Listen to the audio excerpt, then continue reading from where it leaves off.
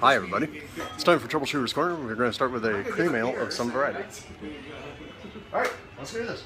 Oh wait, first I gotta drink the water. Because apparently too much talking means water. That was interesting. I enjoyed the last month and I enjoyed this because the style is not my go-to style, obviously. So it's really good to see this comparison. Well, and part of the reason I did it was because I wanted to learn. Yeah. So this was me forcing myself to learn. Alright, so why don't you go ahead and do the honors, give us a little bit of information. Okay, so we made a cream ale. Larry and I made a double batch, and he wanted to hop his out more. I wanted to do like a creamsicle thing. Right. All my beers, like I was telling John earlier, have been wacky beers. My last one was green tea, or lemon and honey. It was like whatever ails you. Right. No echinacea? Pardon? No echinacea? So, right before we bottled this, we tasted it like we always do, and it had a weird taste. We were not happy with that, obviously. It was all grain. It was, the only thing. So, then I bottled it. We bottled only half. We didn't bottle his yet. And he goes, we can't drink this after we were hiking, and he went and bought more beer. And I'm like, I'm sitting there drinking it, and it's starting to taste better. Only that first sip, and every time I've opened a bottle, which has only been 3 bottles, the first sip has been this nasty rubber, whatever this is. Hopefully you guys get a lot of smoke in this. Yeah, that's a smoky phenol. Yeah. There was no smoke. There was no. That doesn't mean anything. We're both getting the phenol. I mean, there's multiple ways to get the smoky phenol in there. And of course what will happen is, think of this with a flavor like a smoke phenol, those very first sips that you take, smoke phenol, these phenols will be like incredibly potent. And then your palate It's used to it? Yeah, it shifts. I mean, it's the whole, what do they call it? It's not, it's the satiation. I mean, it's a satiation response, but because yeah, the very first thing is smoke. So What you call that? now you're saying smoky cream, you're saying right? no smoke with it whatsoever. What went in here that was different? It was all grain. We did I don't know how much corn, whatever it is, whatever the got the rest. Well, let's back up. So it's all grain. What temperature did you mash in at? 150. Okay, so you didn't step it. So No, single temperature.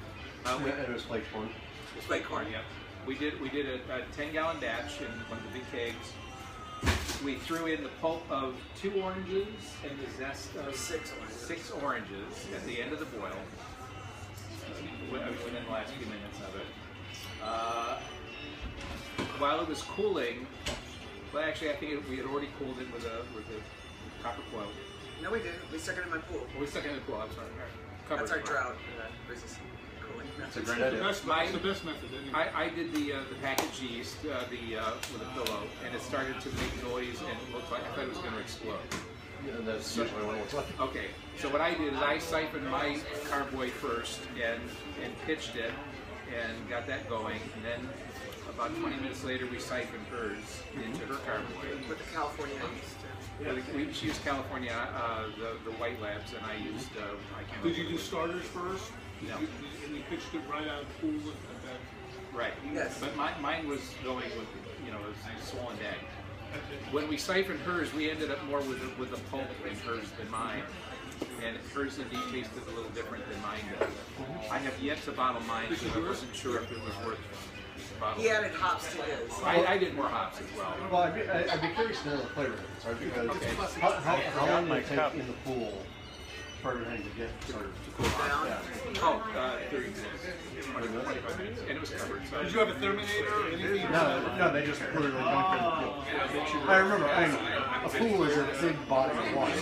We scheduled a couple of And it's not We're trying to get sort of Okay. So I mean, it was boiling, covered in the pool.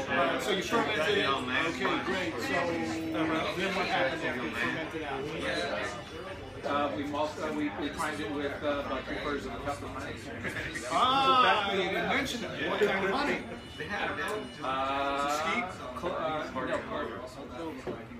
now, We're using that precise stuff. my primary thoughts, it's funny, like the citrus stuff, like most of what I'm getting is citrus. I think that banana in this on the ash. Yeah, so like a little bit. The smoke is so strong. It's hard to get off. But all right. This is what I hate to say because my usual assumption is you get smoke and you didn't put smoke in there. It's either some variety of infection, somebody treated it because of improper sanitation, or maybe somebody came in and told you. You also guys, you had the pulp of pasteurization for a long time. So when we told it, not the case. At least has Yeah. Depending on how high you are, right? That may or may not be on. But most of the time, smoke is an infection or yeast cultivation. And so, yeast cultivation. Now, mine was mixed with different yeast and still has that same off. So you still have the smoke. Yeah. All right. Yeah. So then that's not. So that eliminates yeast. Do you have any chips in or anything like that? There be some ingredient on the order that's right pasteurization. With a near brush fire when they were picked. Yeah, right. Yeah, and it's in the carboy, not in the bottles. So we know that it's coming out of the carboy.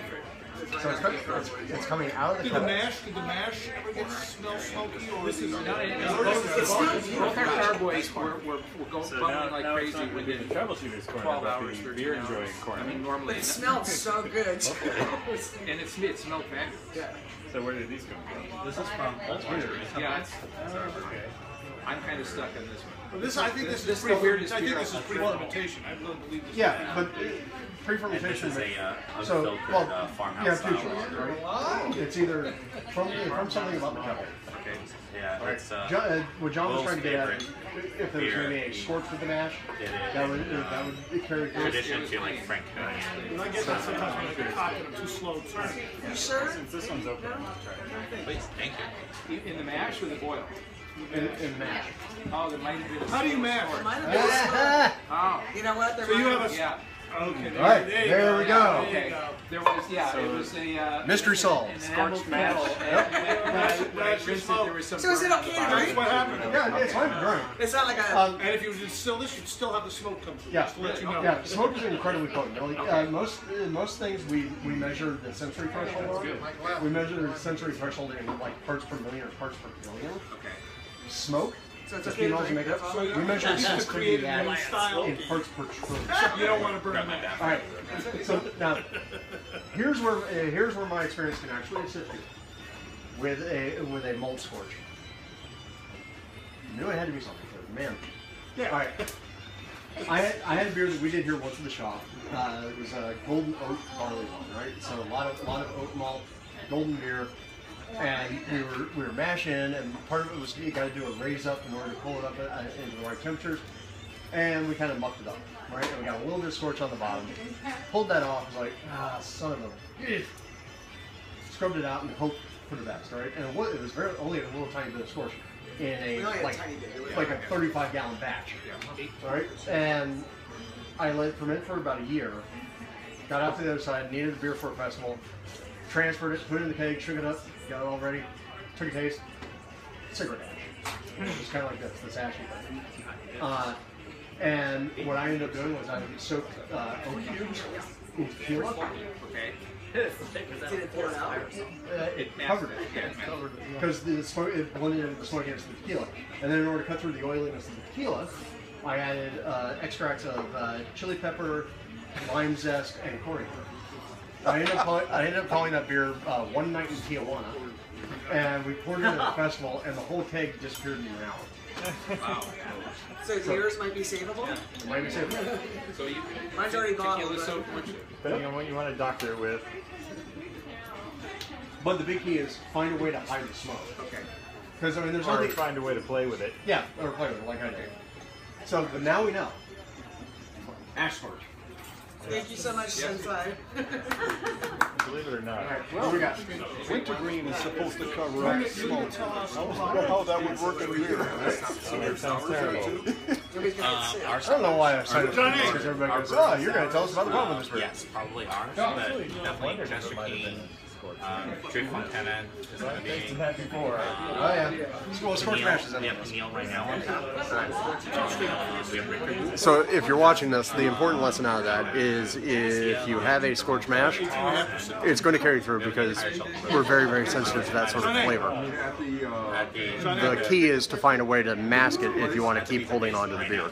If you don't, dump the beer or use it for chili. It's about your only choice.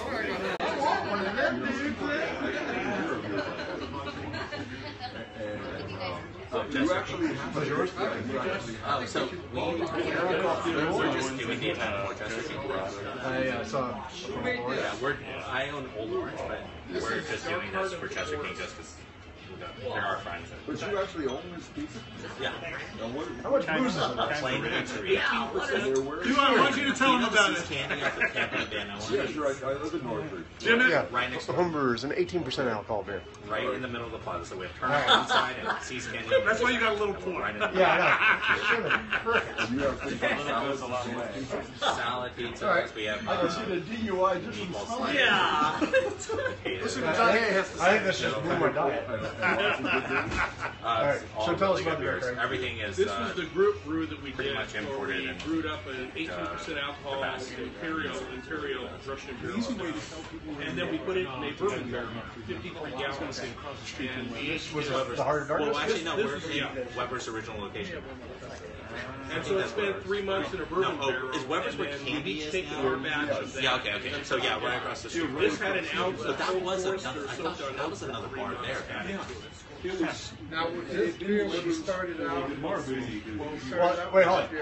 So, Craig, let me ask. The 18% measurement, was that just the pure fermentation measurement? That was pure fermentation. Right, so it's actually stronger than 18% thanks to the barrel. Yeah, we've actually bought a white nut test kit. We're going to try and find out what it really is. but the process you used on this, you made a beer that had a lot of sugar. And we added Anybody got a match?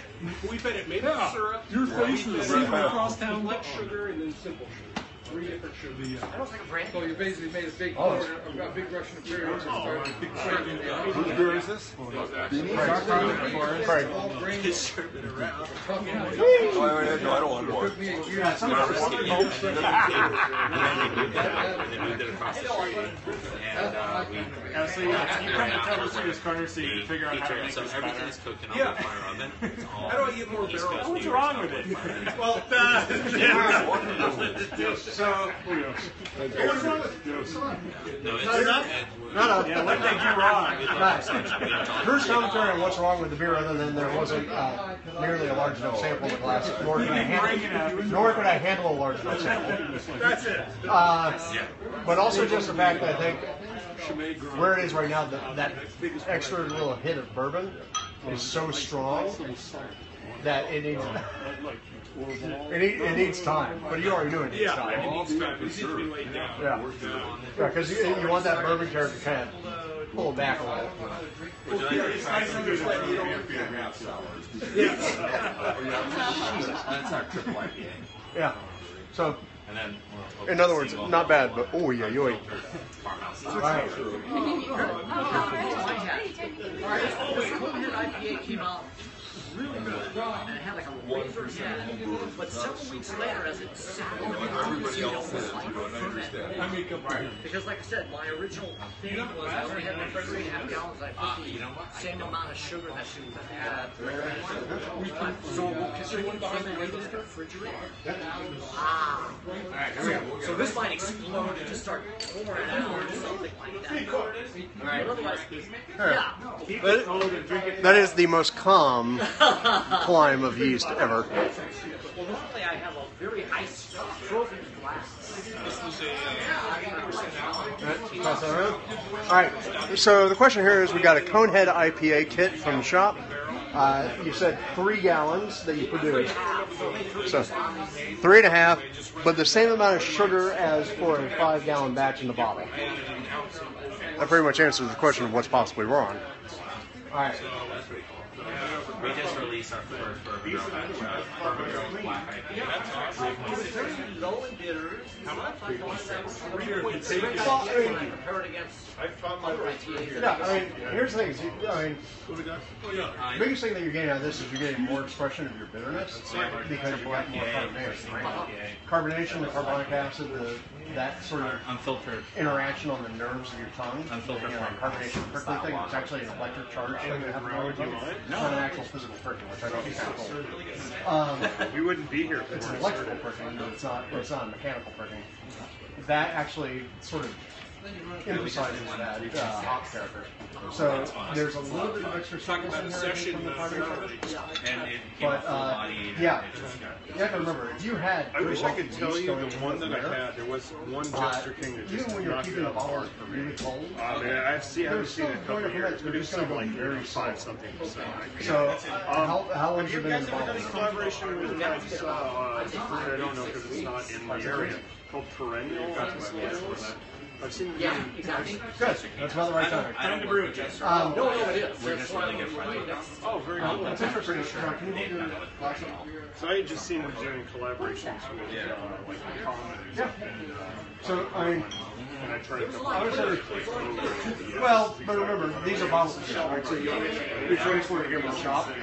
Yeah. No, it's That was very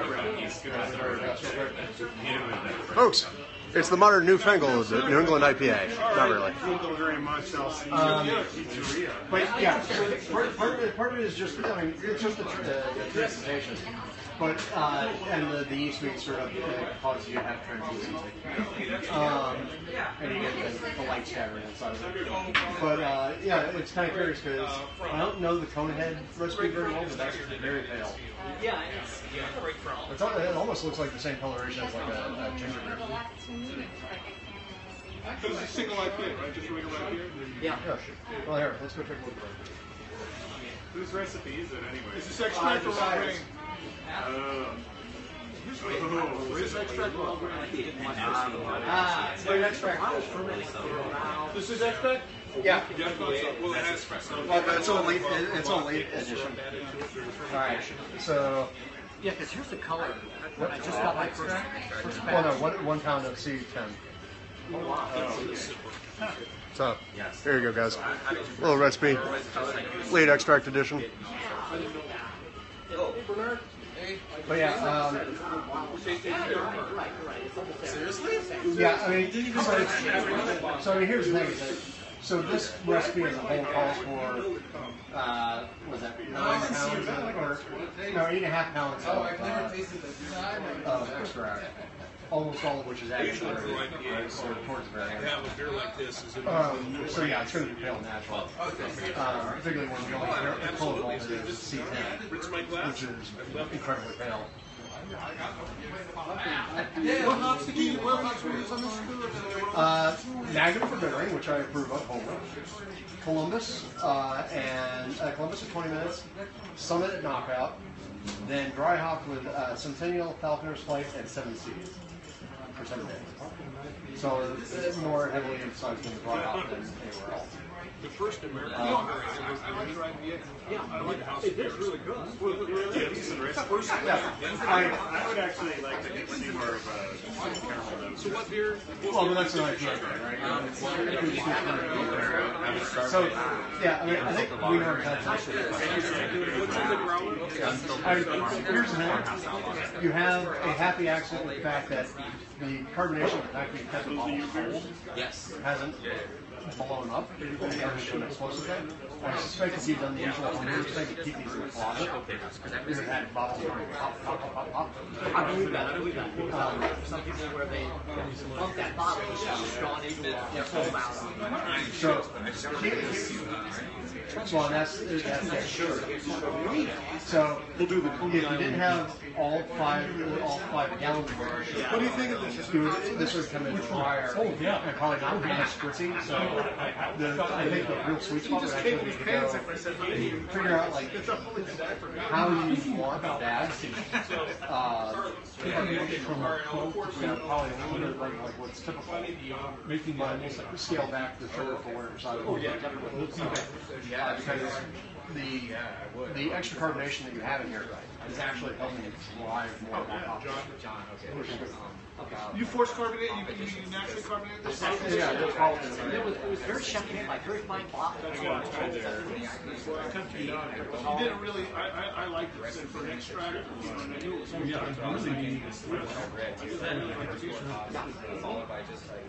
not a fan of two of the hops that you put in the aroma. They came out. I'm a tequila. all right. My idea for the classification would be called International German Style. And as far as this all goes, it is pretty dry hop. Because almost every place around the planet.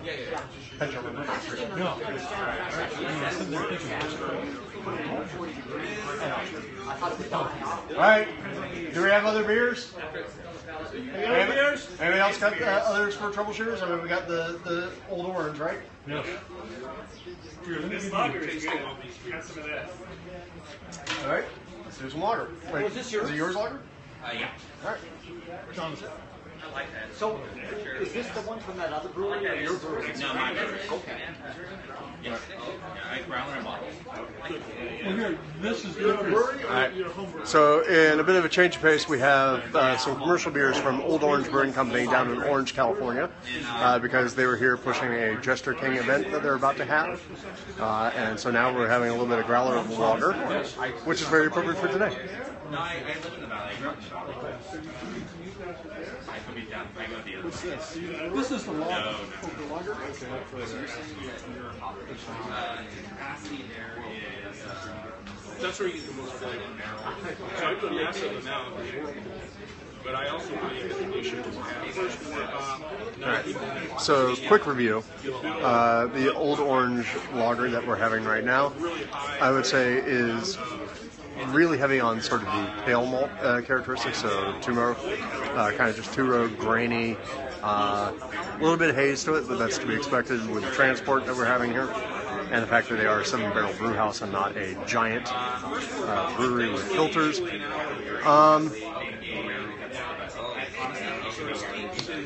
Definite grassy noble hop character, a little spicy, but not a super clean one. Made from Paris. But yeah, so we have just a little lager here from Orange Brewing Company down in Orange County. Not too bad.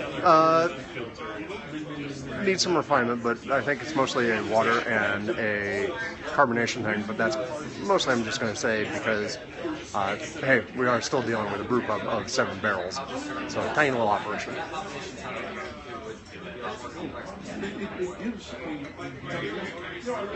Just on the lager, mostly like just pale malt and. I can give you the full. We'll text it. I got it. But and then the hops are like just noble varieties, or the domestic noble varieties, or. All right. I'd like to see a little more bread in this, price. Yeah, us too. We're actually going to. Right. So we got 85% pills, 10% wheat malt, 5% caramel. All right. See, now that's actually more Germany than I would have thought from the initial taste. But yeah, all right. So yeah, all Hallertauer and a little bit of Perla, and all Hallertauer in the finish. Which the Hallertauer part really comes through because there's kind of that grassy German thing going on. And then fermented with fermented S20 or 34 and S23. Cool. And started at 55 and allowed to go up. That's cool. Yeah. Yeah, you guys got a fairly clean character. It's supposed to be a lot dirtier. Yeah. It's not bad though. I like it. We call it Notorious BOG. He was brewing it on the East Coast. It was called BOG after Beer of the Gods. That's what we called it. So now that I forced him over here, and he lives in Pasadena now, I decided to do something more East Coast. I live in Pasadena too. There you go. That's cool.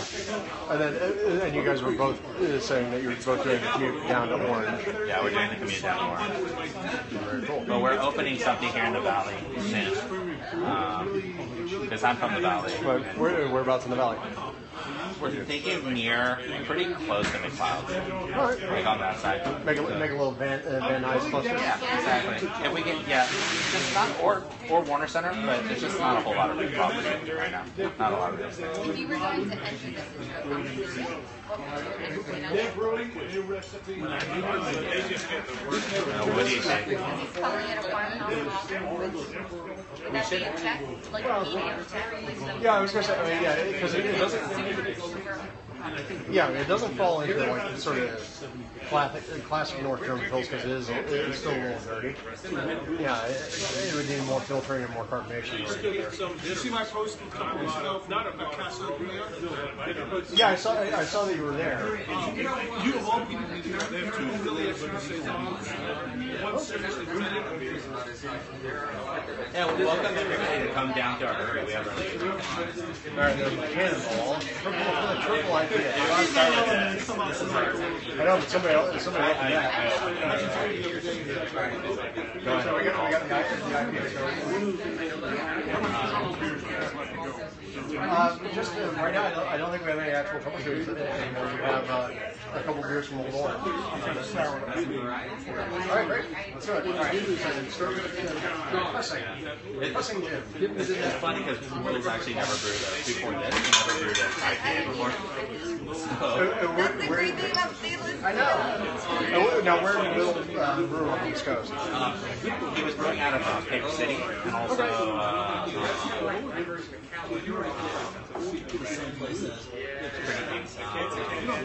Mercury? Or not Mercury, Big Sweep.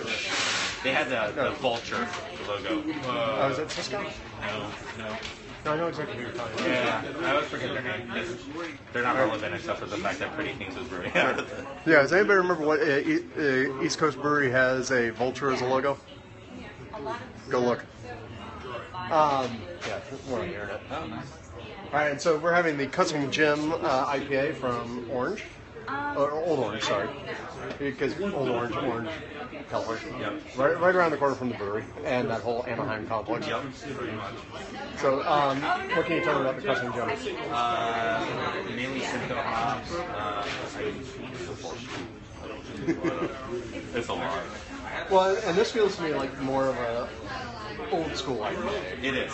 Yeah, so like modern West Coast interpretation of IPA is Pilsner malt, pale malt, nothing else except for maybe a little C10 or something, and then all hops. This has some caramel malt character to it.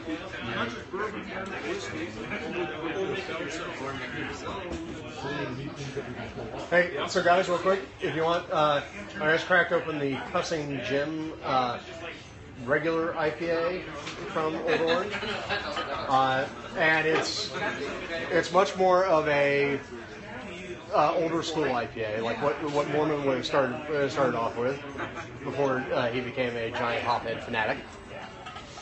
How do I look? Okay, when it is. You're looking very styling there. I'm not going for the yeah.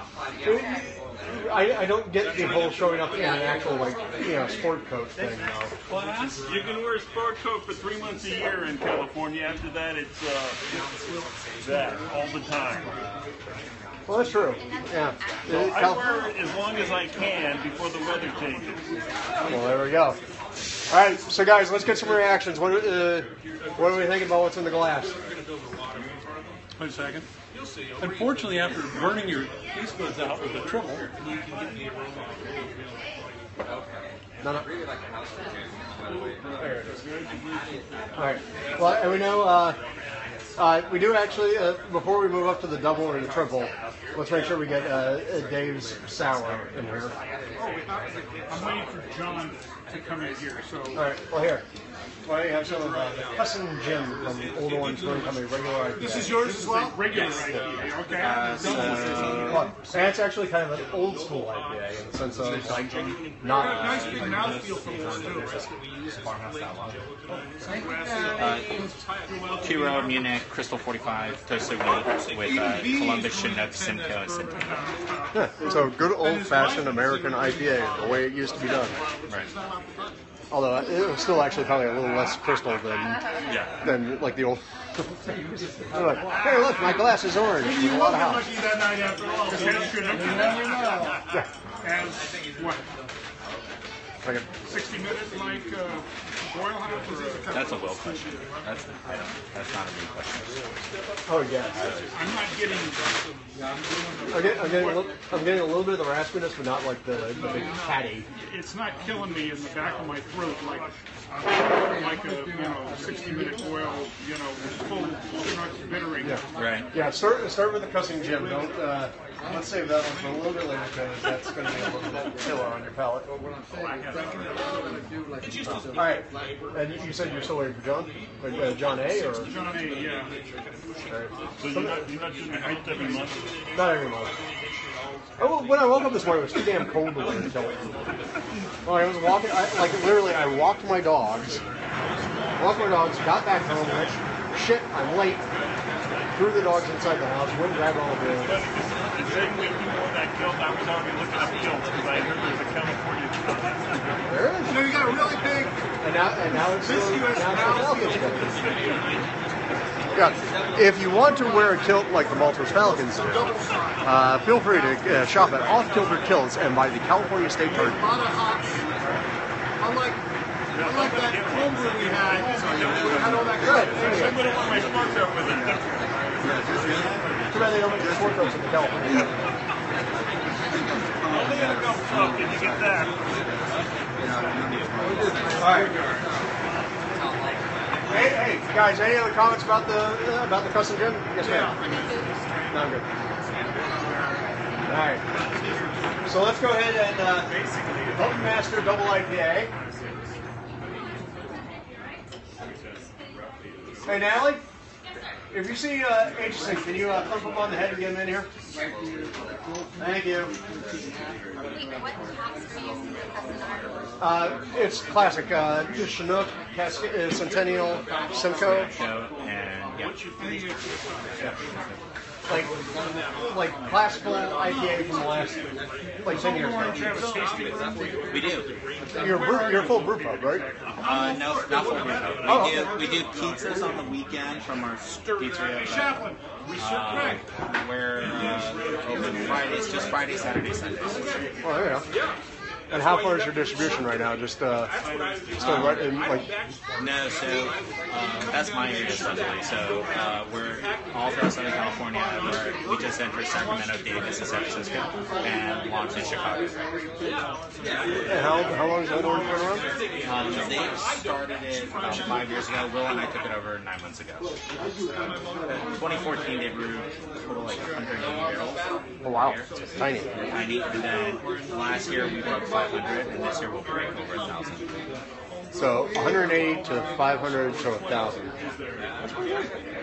All and you said 7-barrel brew line. Well, that's where we do most of the kind of the pilot stuff in R&D, and then we contract out most of the other stuff. Who's doing your contract? A couple places like Latitude 33. Okay. Surf Brewery does some. We contract all the way up to Oregon, actually. Really? I'll be curious with the level of expansion that we're seeing with so many breweries, like how much contracting space there is, because it's like you got all these people like, hey, we got to scale up, and then they got that inevitable period where it's like, yeah.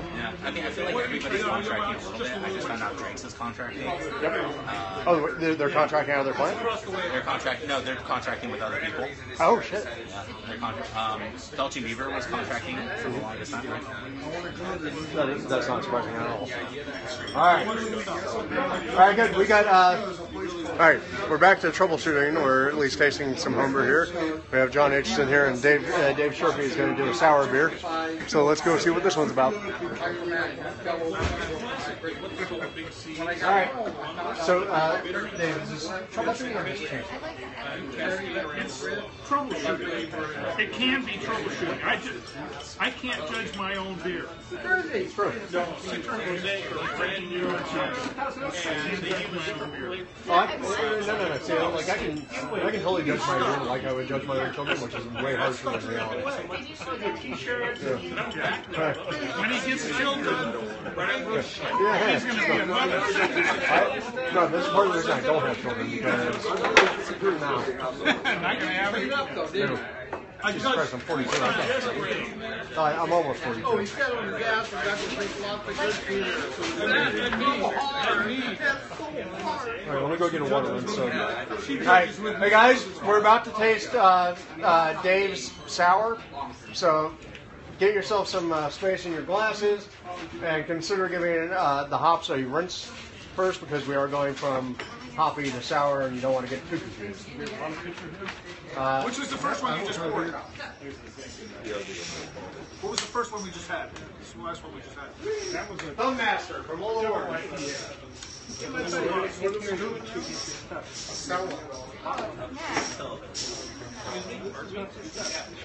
know what? I just met AJ.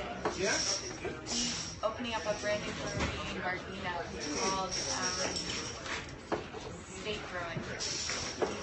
From Sugar Mountain, Not this lifetime. All right. What? There we go. So we've addressed the glass issue with the hops. I'm not sure how much the tongue issue has been addressed with the hops, but oh well. All right, Mr. Scherf. Use your finger, not your shirt. Hey, I like that fabric aroma.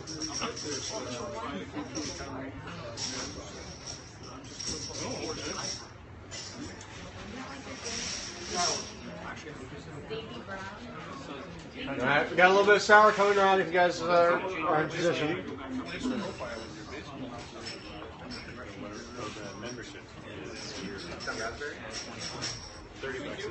There's no fruit. Yeah, it went up last year. Still a screaming bargain. You got to figure the biggest thing is your membership gets you 10% discount here. So all you got to do is spend like $300 brewing in a year here, and you've made it up. Right? How many batches in are you? I'm on my second term inside. Oh, there you go. Cool. Where are you getting your... Yeah, go ahead. You're the one that broke everything. Not the fire, everything beer making.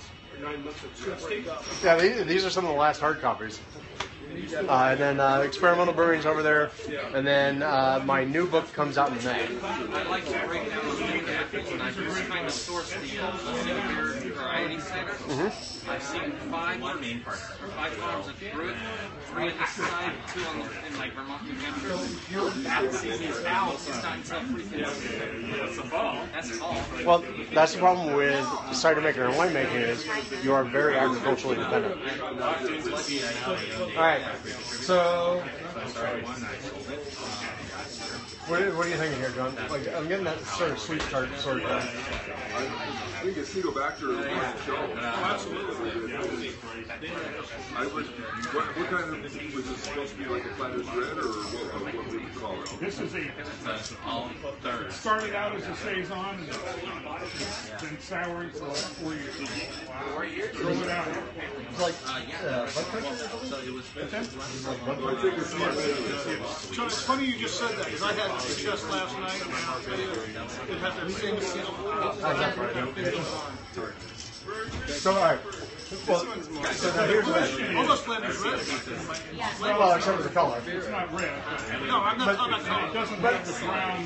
But I mean, here's the thing. The problem is that with sour beers are... Sour beers suffer from this whole thing of like people almost treat them as like a meta style. Like, what what beer style is that? It's sour. Yeah, and that's all they say about it. Unless it's like very clearly like, oh, that's a Goes or a Berliner Weiss, or they're really getting into like a Hamlin, a Flemish Red, or a Lambic. The rest of the time it's pretty much like, oh, it's a sour beer. Okay. And also, yeah, I'm glad I was accurate on that. So the micro culture in this is East Coast yeast Bug County.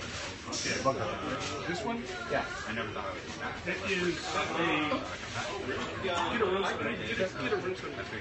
it's from a bug bank that 4 brewers had that we just passed around over 10 years or so. Oh, so it went over 10 years. So, I mean, the bugs have been collected. Right.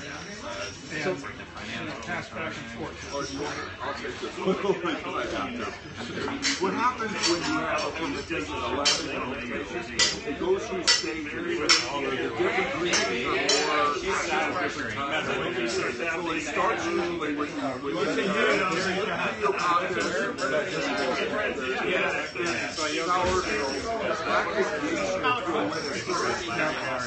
then the bread yeast are slower. You take little bit. Finally, it's a very is the acetobacter, which is the type of yeast that they're actually bacteria that produce. They eventually will come out, and they will dominate. They will finish the season.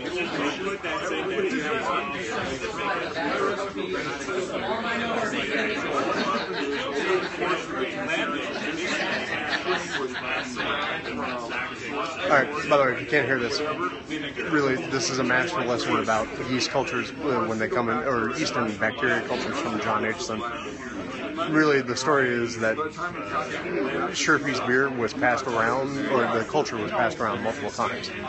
And the tendency is if you have a culture, mixed blend culture that has a lot of acetobacter, has an acetobacter in it, over time, unless you're doing some sort of refinement work with it, the acetobacter tends to take hold with a lot of, and will actually take precedence. So it's kind of a little bit of a trick to deal with. I think this is well many Lambics around. Mostly this is acetobacter as well. Yeah, I mean, it's always getting hot. Well, this is like what I think, like it's got like sweet tart vinegar type things. Yeah. And I assume what you're talking about is the acetobacter take that start to dominate, which is always a problem with their right? 2 minutes to show. Any more beers? But here's the thing. I think how you receive this beer is all going to be dependent on what you think about its acetic acid, right? Because this has that sweet tart. If you like the acetic acid, then you're golden. And part of the reason why I guess the Bug County, or Bug Country, never it's kind of country, is it has that in it. Well, it has that, but also when I've done beers with that, the acetobacters that they have in there are so dominant that you always get that sweet tart.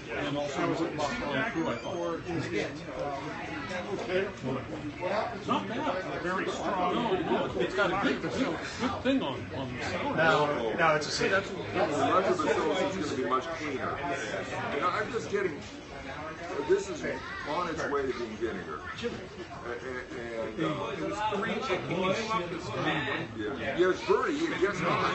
I've actually had turned it on at a certain point. They're so hot you can't even drink. Actually, one taste will set your mouth on fire. And this is not there yet, but notice there's actual taste.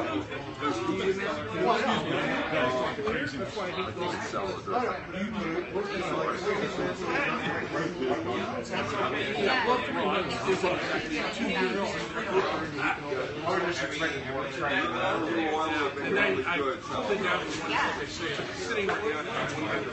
Sure. I actually like it, but I like acetic acid. Well, I like Rodenbach. Well, let me ask you this. How many bottles of the Alexander are you going to buy? The bottles of the Alexander, probably as many as I can. Why do you ask? Well, because I figured if you like Rodenbach, the fact that they're bringing back Alexander, that You didn't see my have you ever post. had Alexander? Is that the unblended? No, it's I bought a couple bottles from Sam or from Sub Sandwich. Alligator was a beer that was done through years by Rodenbach, which was effectively like a young brand brew blended with cherry juice. It was phenomenal. And then when Rodenbach got bought by Tom eliminated Alexander because they had a beer in the Tom line that was very similar, which caused American beer drinkers to go, what the fuck? What is that beer? When did they discontinue? Right, 2000. I was like just after I started being a homebrewer. And so they just announced they're bringing back a limited batch edition of Alexander in the 750s. Not cheap. But you know what? Hoarded. Total hoarded. And I figured if Shirky's saying, I love Rodenbach, that means it's going for the Alexander too. Yep.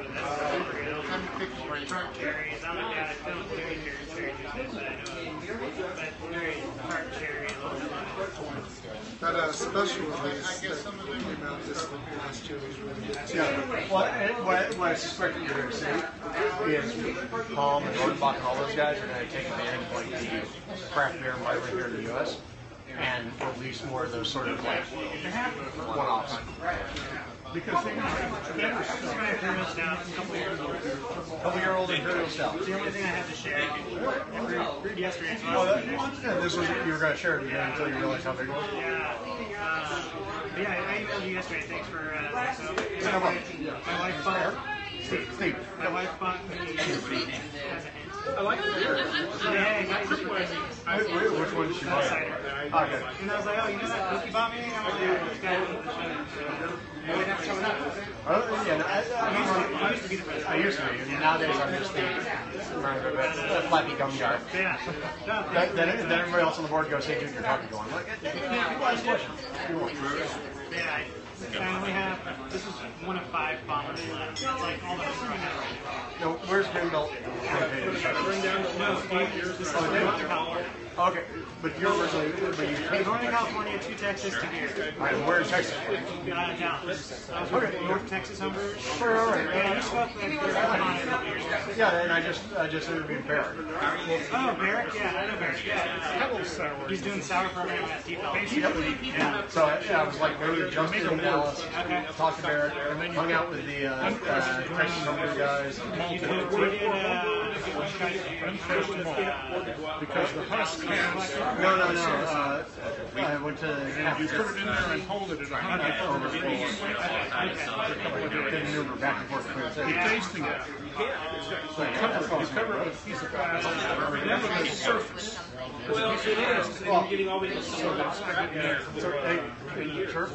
Jess has a good point.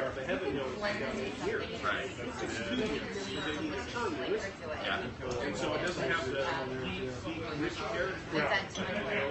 I just brought it to hear what people have to say.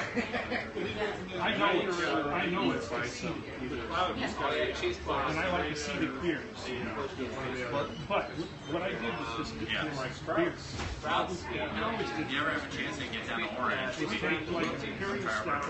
Doesn't have a lot of high stuff. You know, Imperial Brown Ale. Actually, your Palo Santo Malone. This brewery one I like. I do a lot of things. Imperial Brown. Alright, 50-50. Guys, sorry, real quick, since I know they're calling for the meeting here shortly, if you didn't have any of the Cannonball, make sure you have some of the Cannonball before you head back in. What's the Cannonball? That's the triple IPA. I don't consider it a specialty. Of course I like it. Has he revealed you with his playing younger and everything else? Yeah. I have a question. And then I would as a regular. Actually, a little more triple IPA. It's also bourbon, so we just know that. Relax. No, Dan and I took 3 gallons of Obviously, beer, pretty much like a brownie. That was chewing, blended 50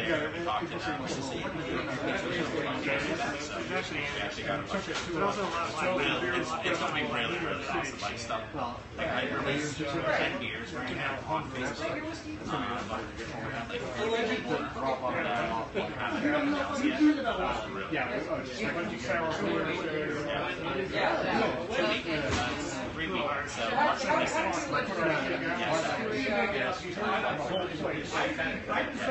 It's really cool because there's only 52 seats total. No,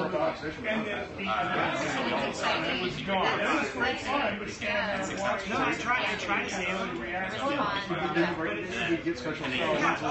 bring a couple, like when I went to the first IB, I brought 12 ounces. Oh yeah. So usually when I do like Noble King's gonna be there. I usually just stash them away up in the bar. We're also got Those are like very special. You know, the rest of them, those are used to be great. Yeah, like already. We got that's one big one. There's like a 8-month period in Dallas where I wasn't brewing because my freezer died, so I robbed my firm freezer to get my new keyser. So I was like, okay, once I finish this beer, I can remove the inside of the freezer. You know, you gotta like. Then I got really sad. Hopefully it does well.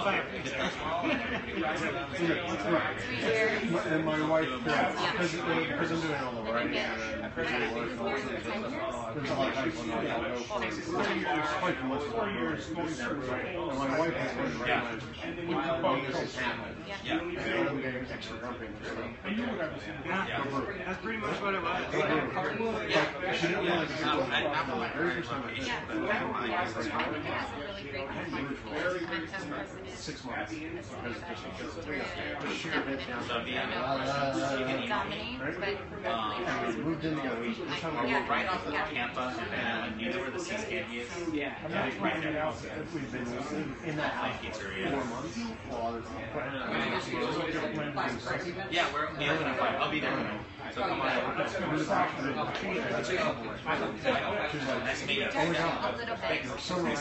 little bit. A little bit. Like, I don't know. It's so reservation on her part. That's pretty much what's happening. But that's also like, you know, that's like part of the reason why spouses are around, like, or why you do partners. You need that external observation on where your ass is So we live in a 2-bedroom apartment, and she let me put a cam lock on the faucet on the shower head in the second bathroom, so that I can clean beer with them. Because we're in an apartment, I don't have a hose.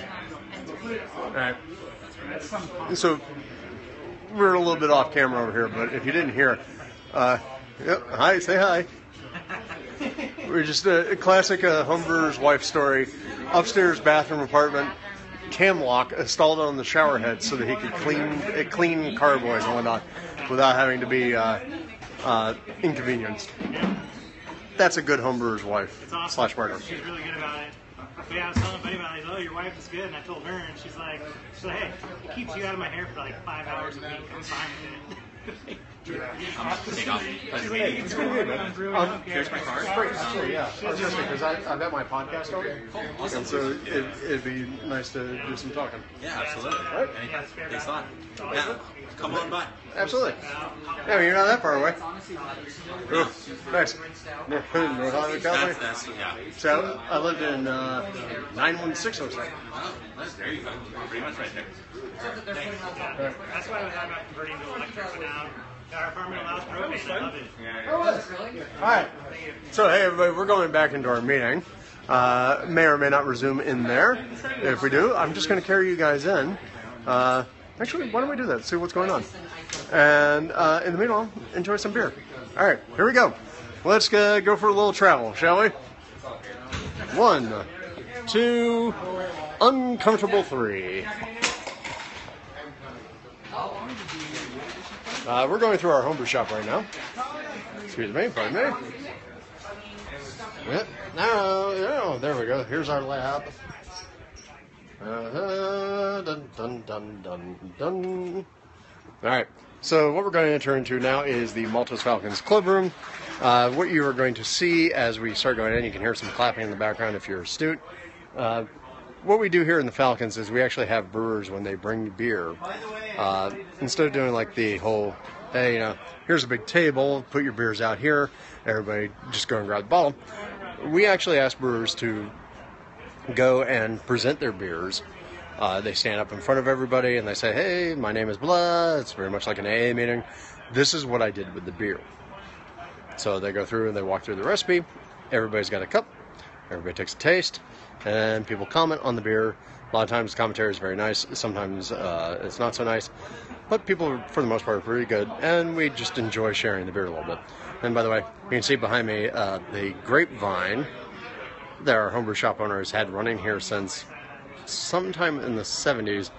And if you're a wine owner, or a winery owner, I'm sorry, I think you would call that old vine. And so we have a nice old vine sitting here. During the summer, you can see a lot of sun on my head right now. During the summer, this becomes a very, very shady area, which is kind of very awesome. So I'm going to go set you guys up in the shop, or in the clubhouse, and we're going to see some Maltose Falcons beer action. Here we go. Here's a meeting. You can see a lot of people and some beer being poured. All right, come up here and we'll get people talking. Excuse me, guys. Pardon me. Look, it's the smelly board back there. Right there. All right. Pardon me, Internet. It's going to get shaky for a moment.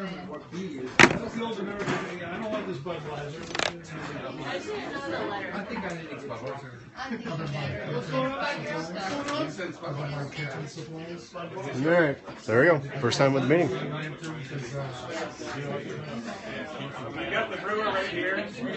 Brewer on the floor! If I forgot my notebook, I apologize. I don't have it exactly. It started with an amber base, so I have 2-row base malt. Some, I think I put Crystal 40, Crystal 80, a little bit of honey malt. And then we added some pumpkin, butternut, acorn squash, cinnamon, nutmeg, cloves, ginger. And as far as hops, I used a lot of low alpha hops. I think we put in Mount Red. And there's something else. I can't remember exactly. Just low alpha hops. So bittering and the yeast was the old one. Yeast was the, no, it was that yeast, that new Giga yeast. The California ale Giga yeast. Did you add some spices to it? Oh yeah. That's a spice one. Oh yeah. It seems to have been a little bit you brewed it in December, so it's kind of get bottles. a little too much sugar when you bottle it, I suppose. Yeah. OG and FG? Don't have to know. I think Well, the OG Scotty, what are you going to just beating it today or what? OG was, I think, was like 1.048. So 48? Okay. Yeah. Low. Okay. It's a little sweet. Yeah. I think it probably should have had a little more time in the fermenter before you bottled it, though. How So we long got over there in that pub. How long before you bought I think we actually had it in the fermenter for about 3 weeks. One of the bottles actually had blowout. That one's coming out. That's probably why. Yeah, it's the Arcadio. Let's see what that tastes like. That'd be a cool No, it wasn't bad. Wasn't Did you get a kid before you bought it? And what was that? I think it was 1.04. Oh, before I bought it, I was 1.010. 10. Should have been close to done. Yeah, probably is. You get some, Greg? How do you do your priming sugar? Do you mix it with the whole batch? Do you use tablets or what? Oh, we mix it with the whole batch. Yeah, we don't weigh it out.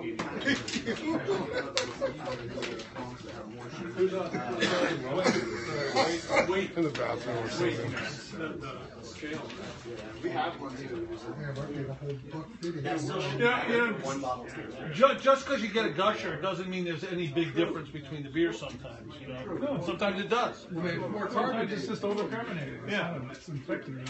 Yeah. Oh, I see. It doesn't taste to me like there's any infection. No, there's no infection. It's good. I mean, it tastes like what it is. A big old spicy. Yeah. And sometimes that overcarbonation maybe accentuates things a little bit. Well, it's also kind of sweet left over, like you said, so it's going to have some. You guys happy with that? Any questions for the brewers? Here, you have to do it again and bring it back. Next meeting. You did a damn good job. I would say not January, probably December meeting.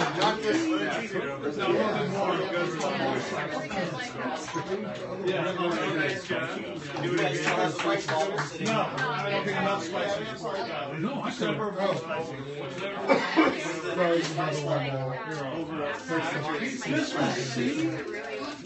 And then you are Right now, I just want to have a quick discussion about some activities coming up, and I will turn the meeting over to our city director, Tiffany here, and she will tell you about all the great stuff that's going to be coming on real quick. So pay attention to all this stuff. This is some of the stuff that this club is for. So we do these really nice events and great fun all the time, and she'll tell you all about it. Thank you, Tiffany. So coming up in April on the 16th is our Downtown LA Brewery Tour. Downtown LA Scream at them, please. Brewery Tour in downtown. And if you haven't gotten your tickets yet, it's $60. You get lunch, you get transportation from here if you'd like, or you can be picked up at your station if you're an East-Sider. And then the bus tour all around the 4 different breweries, which are on board. The first stop is Iron Triangle, where we'll have lunch included. And then Mumford, Arts District, and finishing off at Boomtown. And the bus leaves promptly here at 10 o'clock in the morning. If you're not here at 10, you're going to miss your ride, so make sure you get here. I'll come back for more if you need more. Supposed to be done to Iron Triangle by 11-ish. So we'll have about an hour and a half, hour and 20 minutes each brewery. They're so close together. And then the bus leaves at 5 o'clock from downtown to come back to Union Station and then the shop. So if you want to get your tickets, they're online. There's a Facebook page about it. If you need more information, or if you have any questions, just Facebook or email me. What time in the morning at Union Station? It'll probably be around 10:45, I bet, because we're gonna leave here by 10, depending on traffic. You know, so good the other way. Yeah.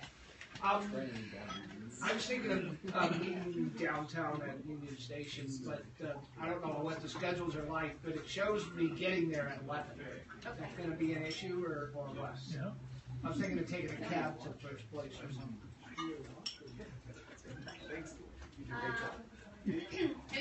I don't know how far it is from where the train comes in to where it's not very far off. It's maybe like a 5-minute drive. I don't want to hold everybody up. But, if the bus is there, I'll just yeah, I would just take a cab to the first. Right. Who knows if I don't know if they get early or they run late. I have no idea. Right. Okay, and then next one is the very fun Southern California Homebrewers Festival, and that is April 29th to May 1st. Try to get there as early as possible if you're planning on camping on Friday. Camping includes Friday night and Saturday night. There's all different kinds of activities going on. The whole schedule is on our website and on Facebook, so you can get that. We have 10 sites, and I will be emailing you what your site number is probably within the next few weeks. So you'll have that information. Parking, we have 20 cars. We get 2 cars per site. So the first 20 cars that get there don't have to pay. It's included in your camping. So please try to either carpool or get there early so you can party longer. Where is it located? It's at Vail Lake. Temecula. Well, I'm going to have to read it. Temecula. Yeah, it looks like a really cool spot. I only had on that basis.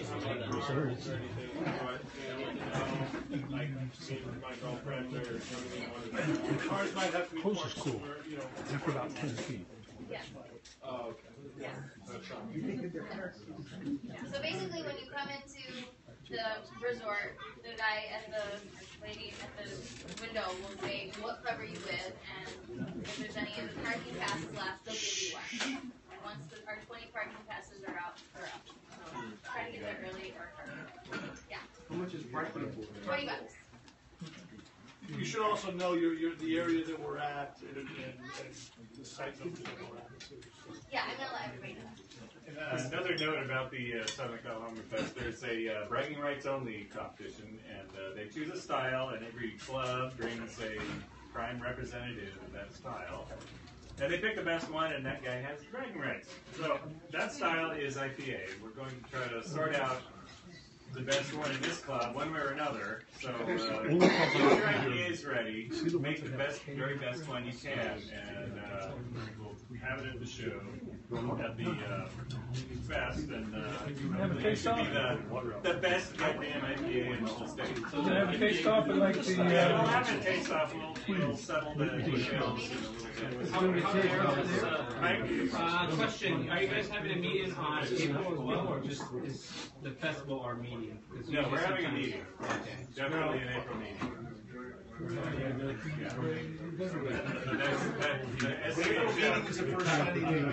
Far removed from SoCal. Yeah, it's almost a month. Is that when you want to do the taste off? Everyone's gonna love that on. Should we do it at the fest or at the meeting? No, we usually do it the month before.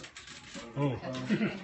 Yeah, but they want it, what, 5 o'clock on Friday or something? Right. Don't care. Yeah.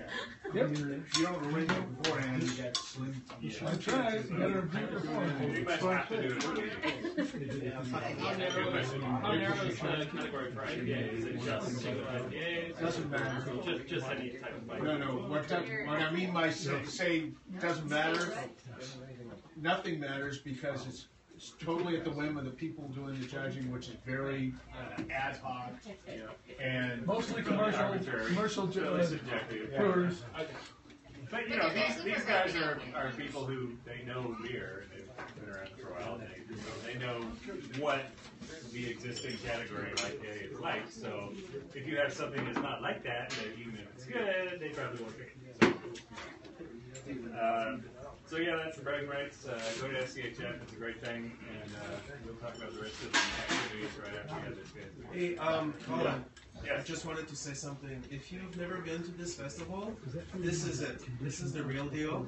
People bring their A game. There's endless supply of beer. The beer is phenomenal. The setting is freaking awesome. You drink beer all day, all night, and people are super friendly, so you should totally go. Last year was my first time, and I could not believe how great of a time I had. Were you the guy in the rickshaw they were taking up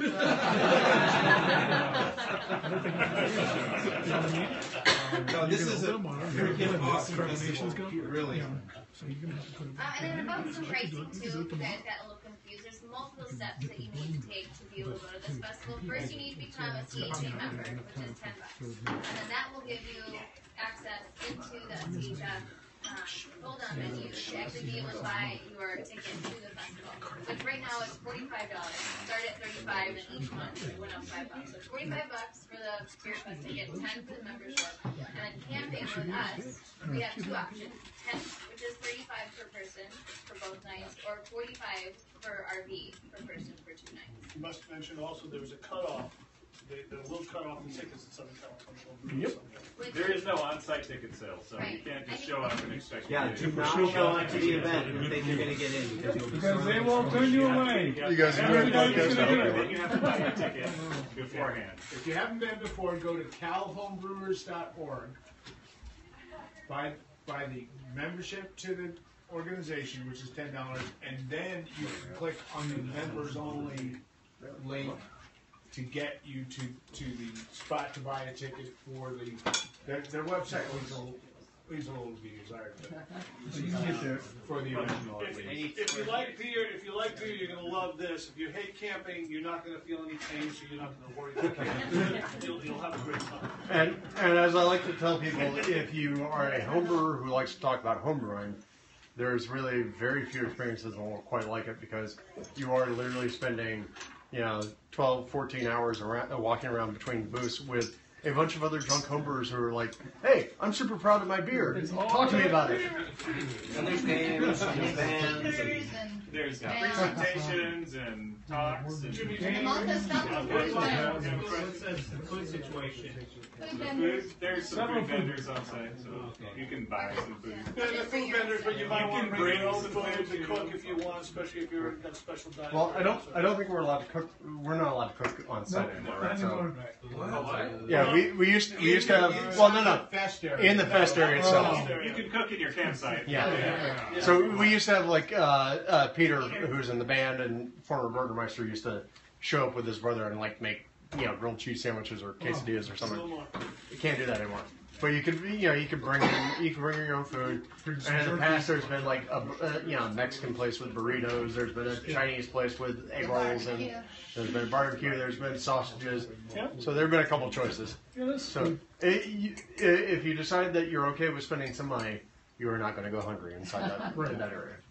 Friday night, the pre-night of the event, they usually have a commercial beer offering. Last year was the first year, again, down in Vale Lake, it wasn't very good. This year is going to be good. Part of the criteria is that the 4 or 5 breweries that are going to be there need to have the brewer, on the premises of this event, and they have to have a special beer that they don't serve every day. And they've already chosen 3 or 4 of these breweries. So it's going to be really a much better Friday night than it was last year. And again, we don't want to have Firestar's not coming this year. We don't want them. But we're not going to have. If Firestar was coming last year, like they brought 805. Okay, big deal. Why don't we go there for But they 805? also had Velvet Merkin. So. I understand, but they also have a lot of beer that was much better than both of them. So. And could you get that Velvet Merkin last year? No. No, it's gone. It was so hard to get anything last year. It's going to be a different trip this year. I didn't think you did. To the name of that organization, CalHomebrewers.org. We'll have all this stuff linked on our website as well. Brewer on the floor. So, if you have no more questions about this, Brewer on the floor. Hold. You just asked a question that was important. The Maltose Falcons is different than the Calhoun Brewing Association. There are no sites available from them at all. So you'll have to get your sites from the Maltose Falcons. Well, from the site. Go to the site and you'll reserve your site. She takes bribes. Okay. Yeah, no clue what your bribe's going to buy you, but you can still feel free to bribe Tiffany as much as you The want. sooner the better, because then, this is... She likes bribes. It's an excellent event. Strongly recommend it. If you go to one party outside of Falcons organization at all this year, then that's the one to go to. Thank you for your patience, sir. What kind of a beer are we drinking? Honey Honey blonde. This is honey blonde. I brought this one last time. This is the second variation of it. Letter I. So it's honey blonde, all citrus hops. So it's like West Coast style honey blonde. It's really more hoppier, bitter. Pretty much 4 pounds, 2-row, Pilsner, Munich, caramel, and some honey malt. I have a pound of orange blossom honey to it, and it's first wort hops, so Citra, half ounce, and an ounce and a half of Citra at Green Mountain. Is the honey in the barrel or in the... At the end of boil. How much honey? For how big of that? Oh, wow. Well, what's funny is the honey comes through so much more clearly, I think, than the Citra does, at least to me. Yeah, because I get that very blossomy, waxy flower honey thing that I do, like any of the sort of tropical mango-y type things I would expect from Citra. And this is actually the brew session sucked. I got a stud Oh boy! My number's gonna hit, and this is what I have left. So. Well, hey, you got through it, man. You got through it. Now here's the problem: is that if you ended up with a brew session that really really sucked, and you end up with beer that you absolutely love, that's the worst combination because that means that you will never be able to recreate the damn thing. That's right. At least this one you don't have to worry about it too much.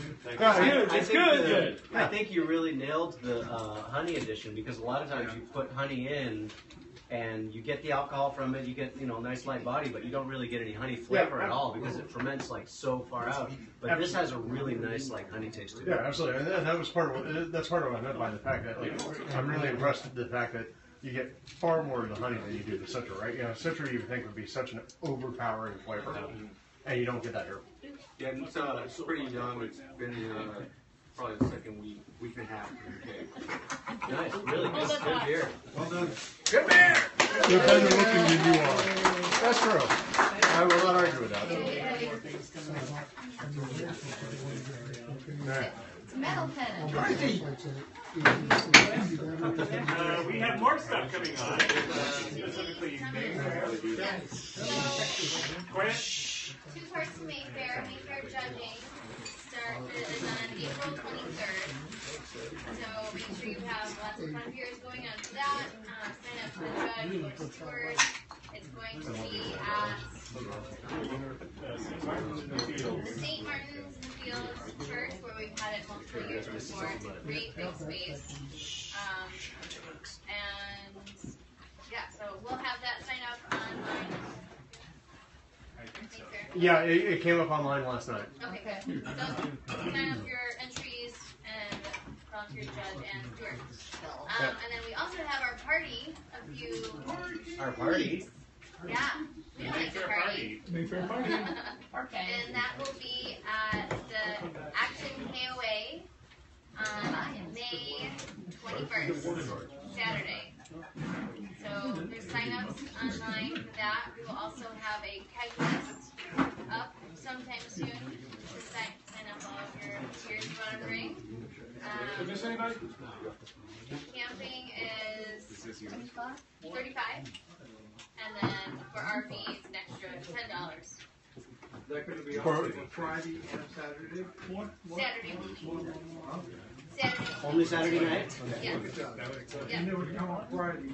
On Saturday. Exactly. Yeah. You gotta find your own thing. Yeah, they're charging us more money this year. Jerks. It's a nice site and it's a great event. So that's going to burn down their building. And hey, And the showers.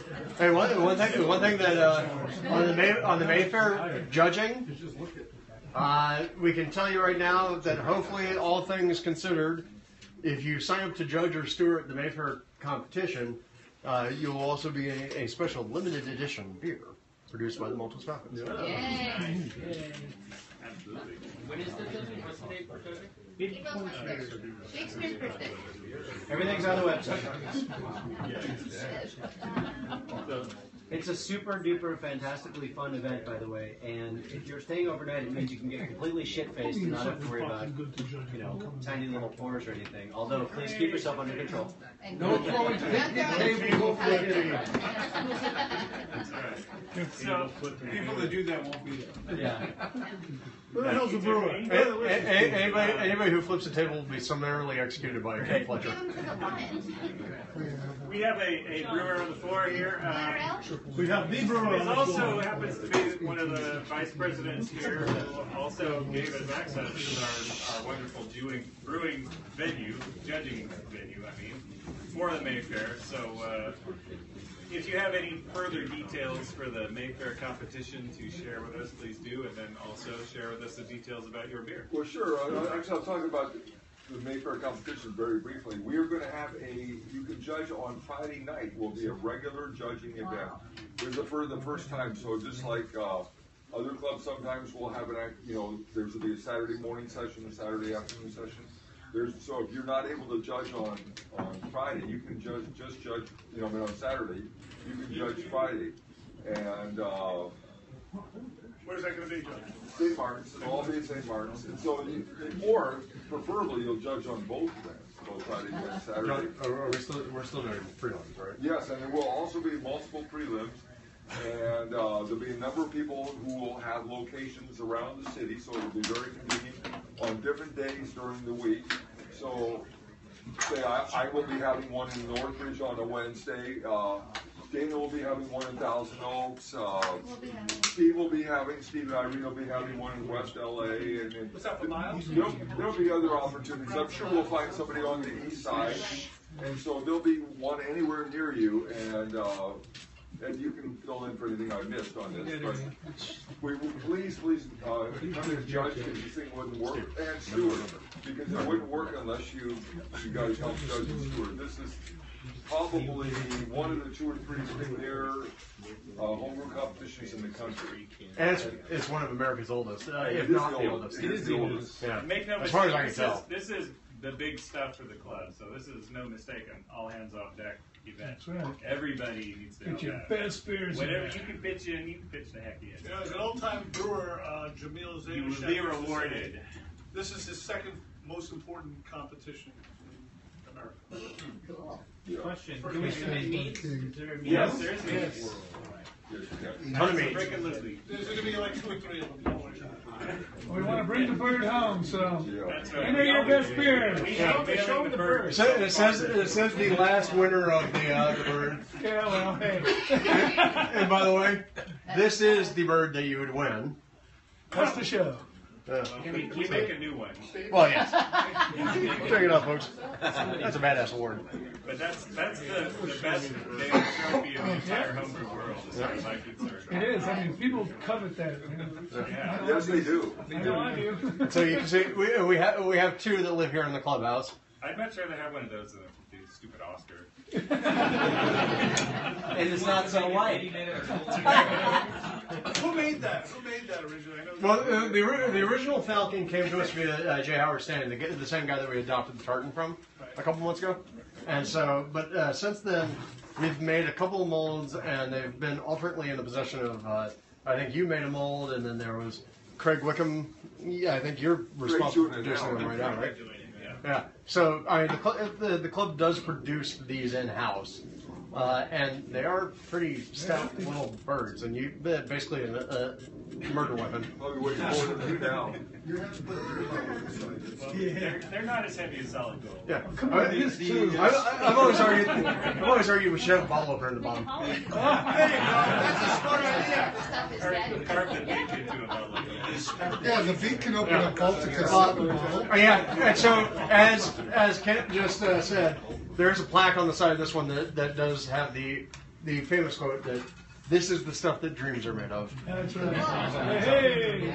But this is a very awesome thing, and you have a chance to win it, along with having your beer brewed professionally. So, Yep. When was the last time a Falcon won it? well, I was Steve. And 2010. 2010. For what kind of beer? Hefeweizen. Believe it or not. So, look, hey, guys, if Steve can win one, you can.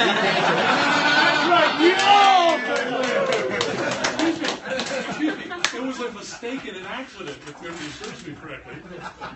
Yes, it was actually. Actually, As it most wasn't of an us were. accident. It was I was going to say. intentionally. It just Wait, hold on, guys. How many of us in this room were mistakes and accidents?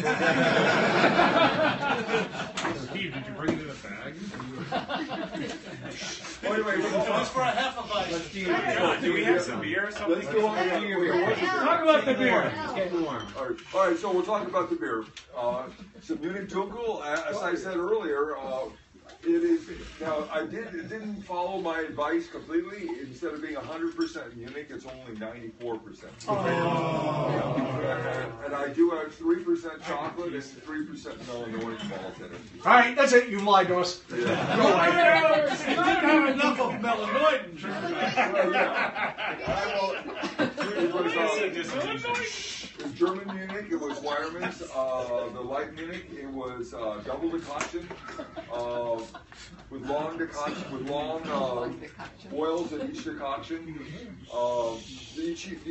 Anybody here who doesn't know what a decoction is, by any chance? I think you'll find out. It's not what they're using in the primary election. Put it that way. So here in America, we have the Republican Party and the Decoction Party. I always get out both New Republican Party, the Decoction Party. So what you do is you pull the grist itself from the malt and you bring it up to sanctification temperatures for a little while, and then you actually bring it to a boil and you boil the malt, you boil the grains themselves for anywhere from 10 to 30 minutes. and which bursts a lot of the flour, darkens it, and caramelizes the malt. And then you add that back to your main mash, and that raises the whole temperature of your mash. So that's basically what a decoction is. It's an old school way of managing your mash temperature in the days before you had thermometers. So the only things that you could tell reliably were basically freezing, room temperature, blood temperature, and boiling. Yep. Quantified grains come into this? That's a whole other discussion. Yeah, that's another. We won't talk about that. Shots here. So what it does do, though, it gives you much greater yield, but at the same time, it takes a whole lot longer. All right, so just German noble hops. I think it was Tettnang, 20 IBUs, just one edition. We made it on January 1st. Bill Heath and I did. My brother-in-law. There's not much to say about it. I used Bach yeast. I found it interesting. You use the Bach yeast on your Pilsner. On the lager. I found it needs a little more body on that. I thought it than normal, for American Pale lager. Does anyone else think this has a little bit more body, or? I thought it had a lot of body to it. Yeah, I mean, it did. It's really dang tasty, though. And then so that's pretty much it. The same yeast will come out. Well, should I talk about the shop brew or no? Yeah, please do. All right. You're going to be doing it. All right. While I'm up here, I might as well get everything out of the way.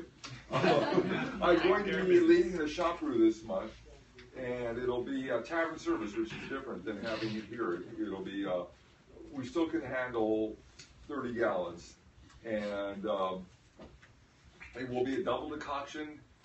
European, a Czech dark lager, and what's happened is Wireman has just come out with what they call it a unique, or it's a heirloom malt, which is a floor malted Czech or Moravian malt, slightly under modified, and I can't wait to try that. Is that different than the bark?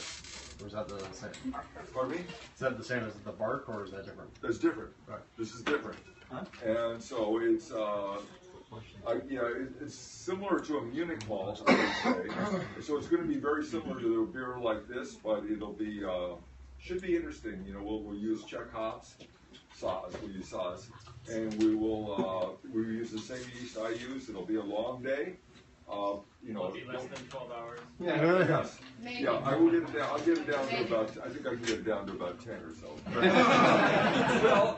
well, I was gonna say it will be less than that 16-hour day we did the Imperial Pilsner on. Yes, it will be less than that. And so anyway, sign up for it. If you want it.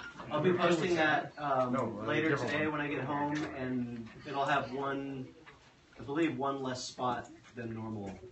So 5 spots available, and it'll go up later today on the website. What's the date of the week? Huh? Yeah, what's the date? 6, not 8. 2 days. Yeah, 2 weeks. It's on a Saturday. Yeah. So. And tavern services in North Road. While we're on the subject, if anybody is new here or not been to the meetings ever or often, once a month we do a brew session for members only. This is one of the big perks of membership. And normally we use the system which is out here in the back patio, which you've just seen, which is a 40-gallon all-grain system. And it's a really great way to learn some new techniques, get an introduction to all-grain brewing. Usually, almost always, you will have somebody really experienced and fantastically skilled who's going to lead it. Everyone brings beer to share. It's a lot of fun. It's all a hands-on process, so everybody gets to participate from the graining, milling of the grains to, working with the mash and the cleanup, especially that. And it's about $10 or $15, depending on what the beer is for the ingredients. And everybody goes home with a share of wort. So you got to bring a carboy or a keg or a bucket. You can do it once in 3 months. So it's a good way to waste the day and get some cheap beer. Yeah, exactly. So it'll be posted on the website as well as the Facebook page. A brain load of information out too. That was Elle.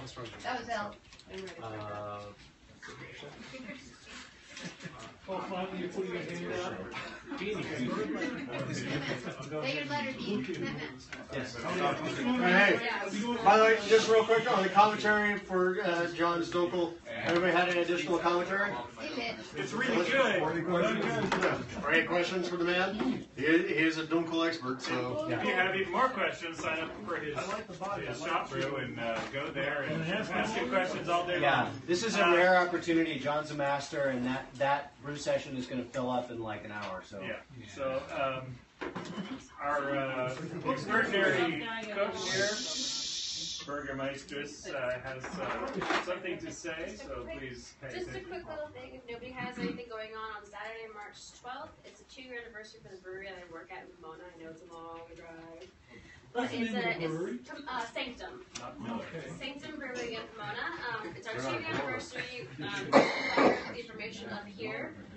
All the staff, which is 4 people, including myself, have brewed small batches. So I've got 2 beers on. Somebody else has 2 beers on. Cool. I'm also doing 3 sodas.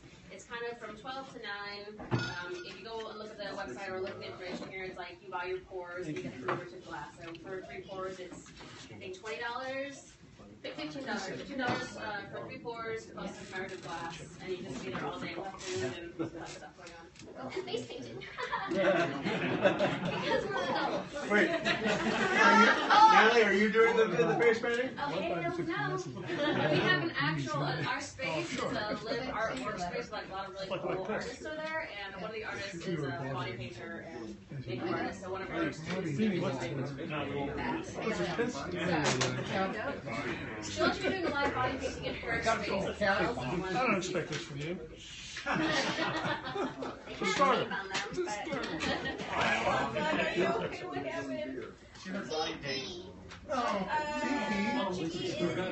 Anyway, that's all I pay my. Great job on that. It doesn't have the water.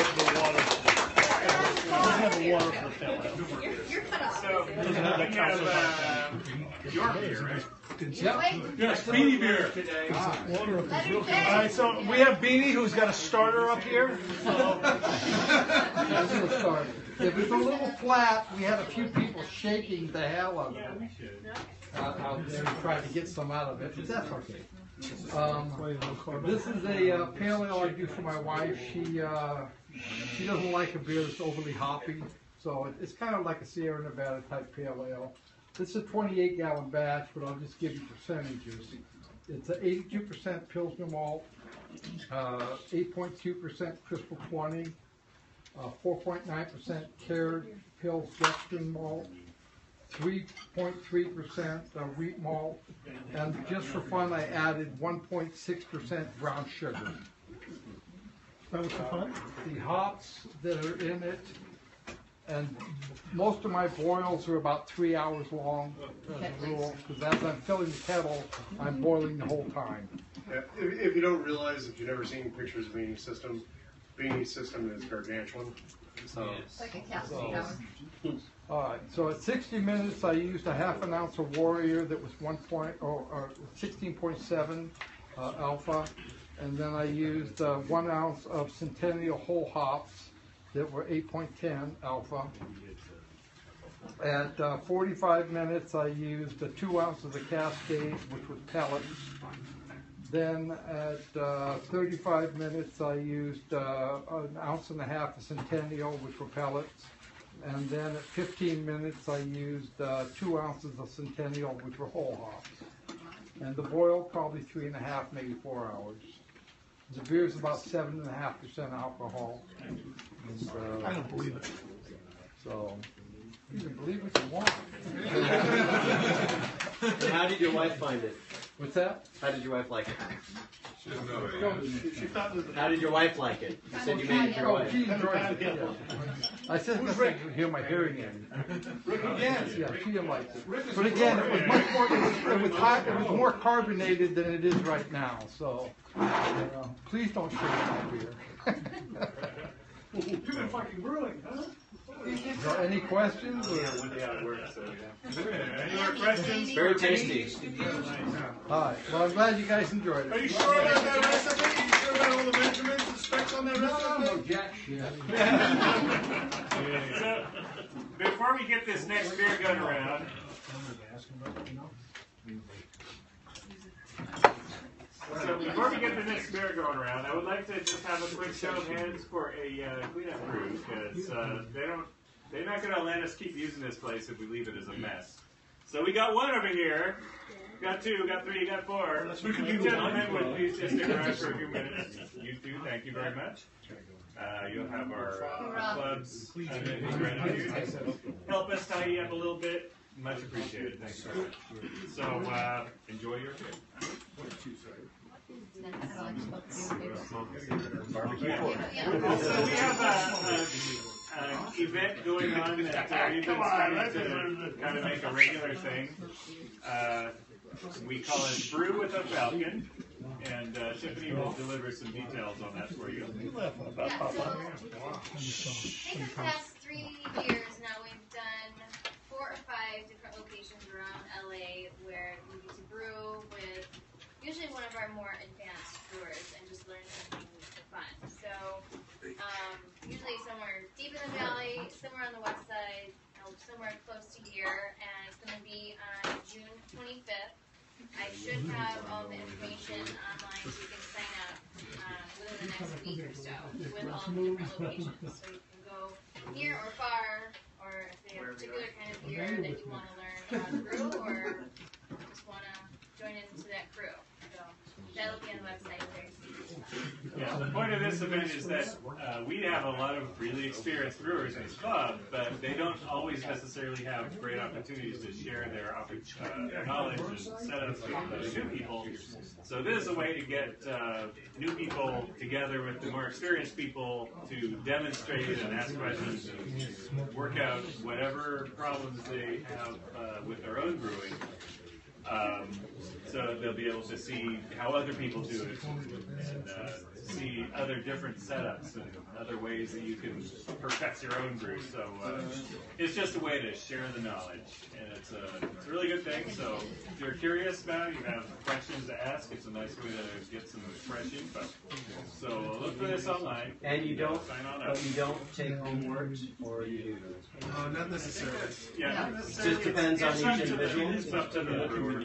Because, I mean, not everybody's system is big enough to accommodate multiple shares. But there's plenty of festive beer Yeah, but drinking. you know, you show up, you bring beer, you share beer.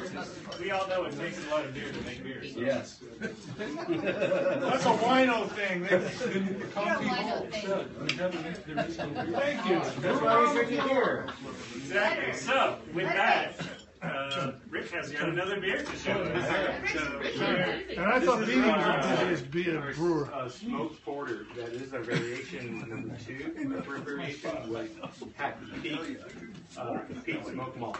And a lot of people said peat has pheromones and all this stuff. So I said, fuck it, let's brew it again without the peat.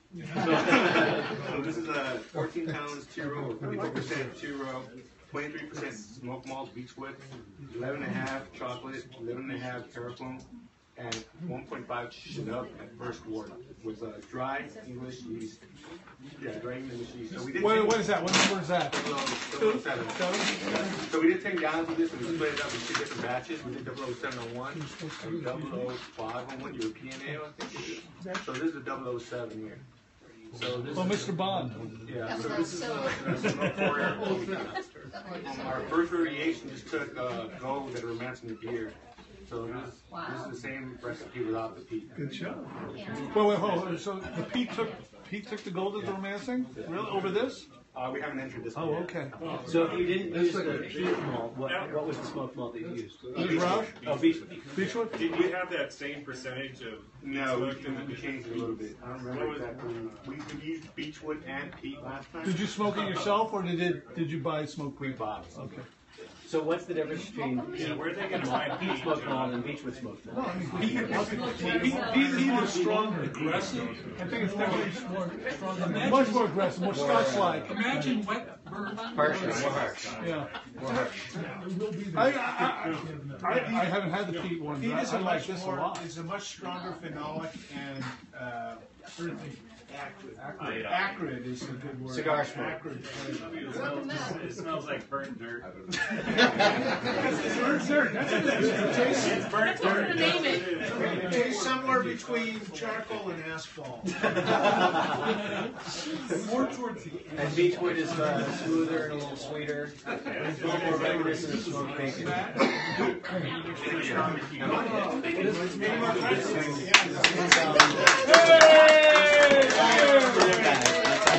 Good job, man.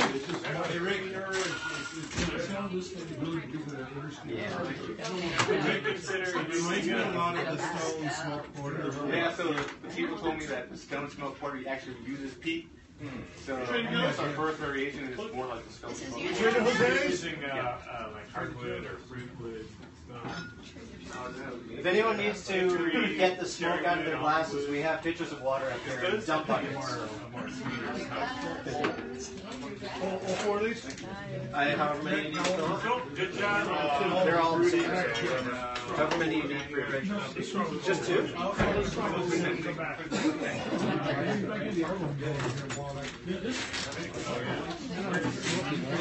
Probably do. Hey, I believe you came back with some hardware. Rinsing the smoke out of the When do you want to do the next? Right now. Well, then don't pass out the beer. It's not fair to the brewers. Just put this beer in there. We have time consideration. Don't pass out the beer. Okay. We'll hold it there. I can't do it. You could have been good business or you hold it right now. You want to do that? Do it. Okay, we're going to be doing metals right now. Don't pass that out. Wait till the business. I'm drinking it. Screw you. Those who actually are part of the Falcons and didn't get your medals mailed to you because they're right here, I'm going to hand them out now. Because we presume we save money. Yeah. Okay, second place for specialty beers, Gus Carrillo. Is Gus Carrillo here?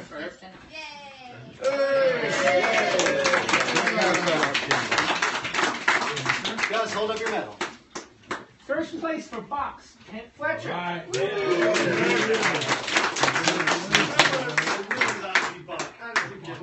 Third place for Northern European Strong is Dennis Canaveri here. Nope. Menace the Menace. Which is Second place for Amber is Gus Carrillo again. Yeah. You got to do it. Medals. Third place for specialty beers, Rick Morales.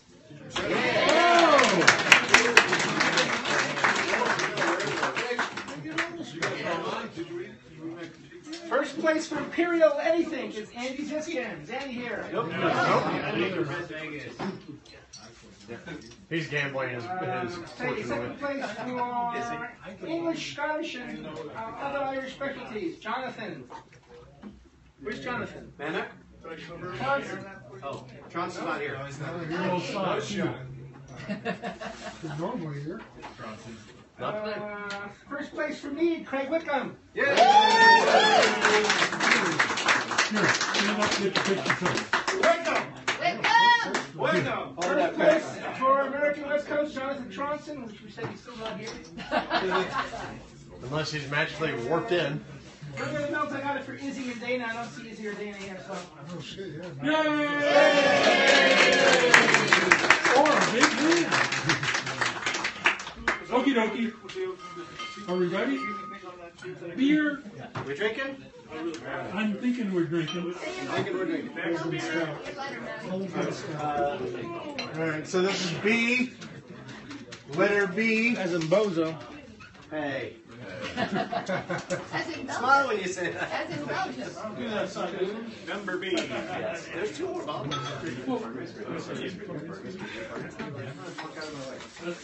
Are you exactly right? Okay, I guess I'll start. I'm Matt. Hi. I'm a brewaholic. Are you going to beanie it? No. I brewed a Belgian stout, and I did this based on a kit from Northern Brewer, which I've actually never done before. I've had a couple different kits, but I've never ordered an entire kit online. And it consisted of, it's a 5-gallon batch, and it was 14.5 pounds of Franco-Belgian Pilsen malt. That was 90%. Half a pound of Belgian aromatic, which was 0.03%. Half a pound of English roasted barley, which was 0.03%. A quarter pound of Belgian biscuit, 0.15%. And a quarter pound of Carafa 3, which is 0.03%. The hops were 1 ounce of Northern Brewer for bittering, 3/4 of an ounce of UK Kent Goldings, 20 minutes, and 3/4 of an ounce of Goldings again at flame out. And yeast was Y-yeast 1762, which is a Belgian Abbey 2. And it only came with 1 pack of the yeast, so I added, what did I add? I added some liquid Thames 1275, which I had sitting around to boost it a little bit. And then that is, as they say, is it? Oh, mash temperature was 155 for an hour. And it's fermented for about, I think, fermented for 4 weeks and then followed. And that, you said that was all EKGs? Yes. No, Northern Brewer was bitter. I did not use Clarifirm. Normally I make all my beers gluten-free or reduced gluten with Clarity Firm. But my wife discovered that she can drink beer after all, so I don't have to spend the extra $3 per batch. I know. The extra $3 per batch of beer to take the gluten out. I don't have to do anymore. Hey, and that extra $3 really does add up over time. When you brew 3 times a day, it does. Yeah. $9. That's math. So it's interesting to me because if you didn't say that this was a Belgian stout, I wouldn't have initially said, oh, Belgian stout, right? Because the Belgian spicy phenols and the yeast characteristics I would expect aren't really there. And I also typically think of Belgian stout style as being, sort of a very strong, dark, roasty character with a lot of residual body to them. But I'm curious if the pitch blend that you did with the Belgian ale and the Thames Valley, if the Thames Valley didn't kind of assert itself a little bit. Yeah. It wasn't too much. It wasn't that much of it. I mean, it was a bit, but it wasn't.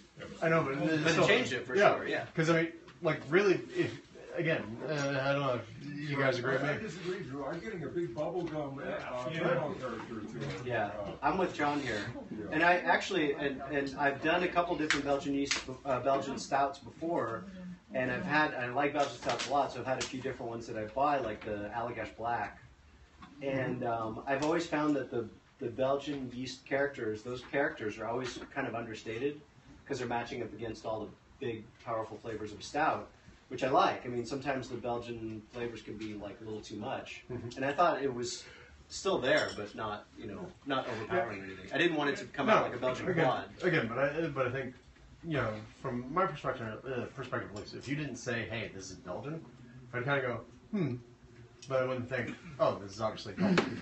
And to me, that's fine because I don't actually really like the combination of dark, roasty, phenol-y type characters with the phenol characters out of the Belgian yeast. I don't think they work very well together. So when I say that, I'm saying you mean it with love. Yeah. Starting gravity, by the way, was 1060. Finishing gravity was 1008, so 6.9%, a little higher than I think I told you, 6%. But and that was actually with a really bad efficiency. That should have been a lot more, but I was kind of lazy with sparging. So. I got a little like warming character off yeah. this sucker. It fermented a little warm. What's that? It's a little bit of tartness. Yeah, and a little astringency. Everything is just either from the yeast or the malt. I think the English roasted barley, it's got a lot of power in it. And the kit came with French oak cubes, which I didn't use, which I'm really glad I didn't use because it already had a little little tannic to it, but and I think it would have been. I think the oak cubes would have just emphasized. Yeah, why would they? Yeah, I don't know. Who knows? I don't know. But again, it was a kid. People like the ladle flavors. Oh, and the fermentation temperature was. Everything is optional, right? Yeah, it's homebrewing is all. Fermentation temperature was like 68 to 70. Pretty much. Want to be precise on that, please? What's that? Want to be precise? Well, it was in a water bath, so it's changed a little. At mint 128, it was 69 degrees. At mint 132, it was at 69.2. There we go. Considering it was 90 degrees during the month that I made this. As long as it didn't change swiftly. Yeah, exactly. It didn't change. But I'm pretty happy with how it came out. It was kind of what I was going for. So it's cool. No, I mean, I think what you landed with here is a fairly clean, drinkable beer that gives you those stouty characteristics. Yeah. Like I said, I don't get as much of the Belgian, but I actually prefer it that way. Yeah. Yeah, I didn't get a lot of the esters I get from the Belgian stout. Yeah. I was a little afraid it would just come out like a slightly roasty quad. Yeah. Which some of them are. I mean, that's which are the ones that aren't as good because that's very. You want a stout. You want a stout. You want some roast, and So pretty happy with it. Good job, man. Good job. So we got an old ale from John M. Yay.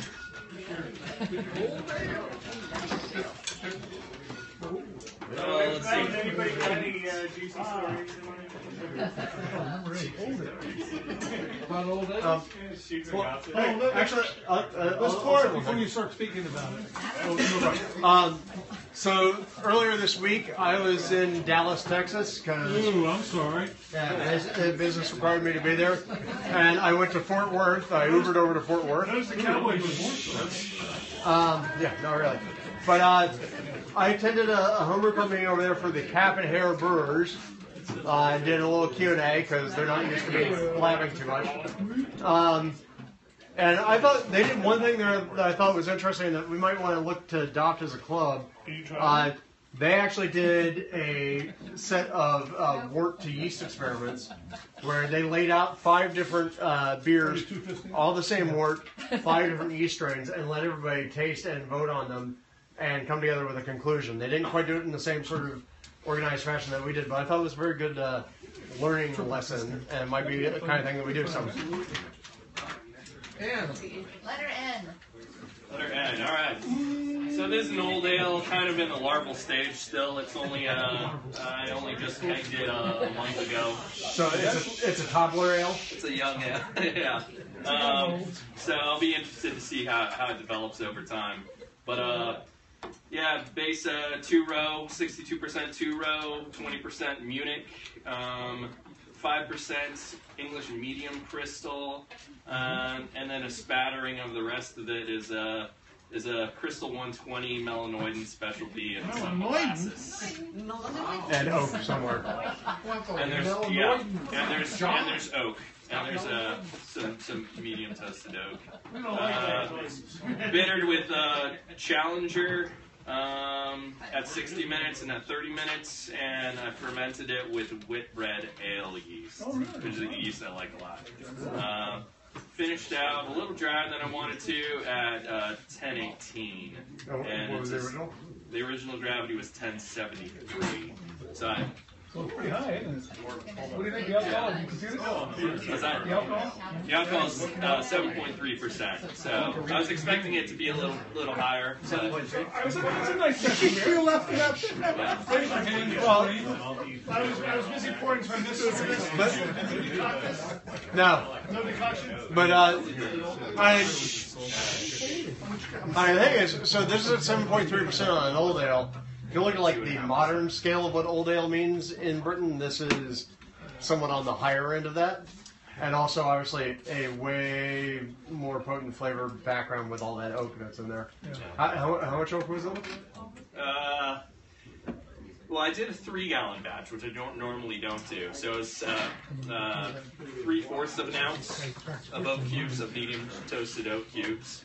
So I think hopefully that kind of mellows out over time. It should. Maybe in a few months. When did you make this? I just kegged it on February 11th. Yeah. So it's a toddler ale. Yeah, sometime in December. What would you say the OG was? OG was was it 1071-ish or so? 70 something, and then FG was 1018. So. True. We're actually drinking this way too cold for the style. Yeah. Jerk. But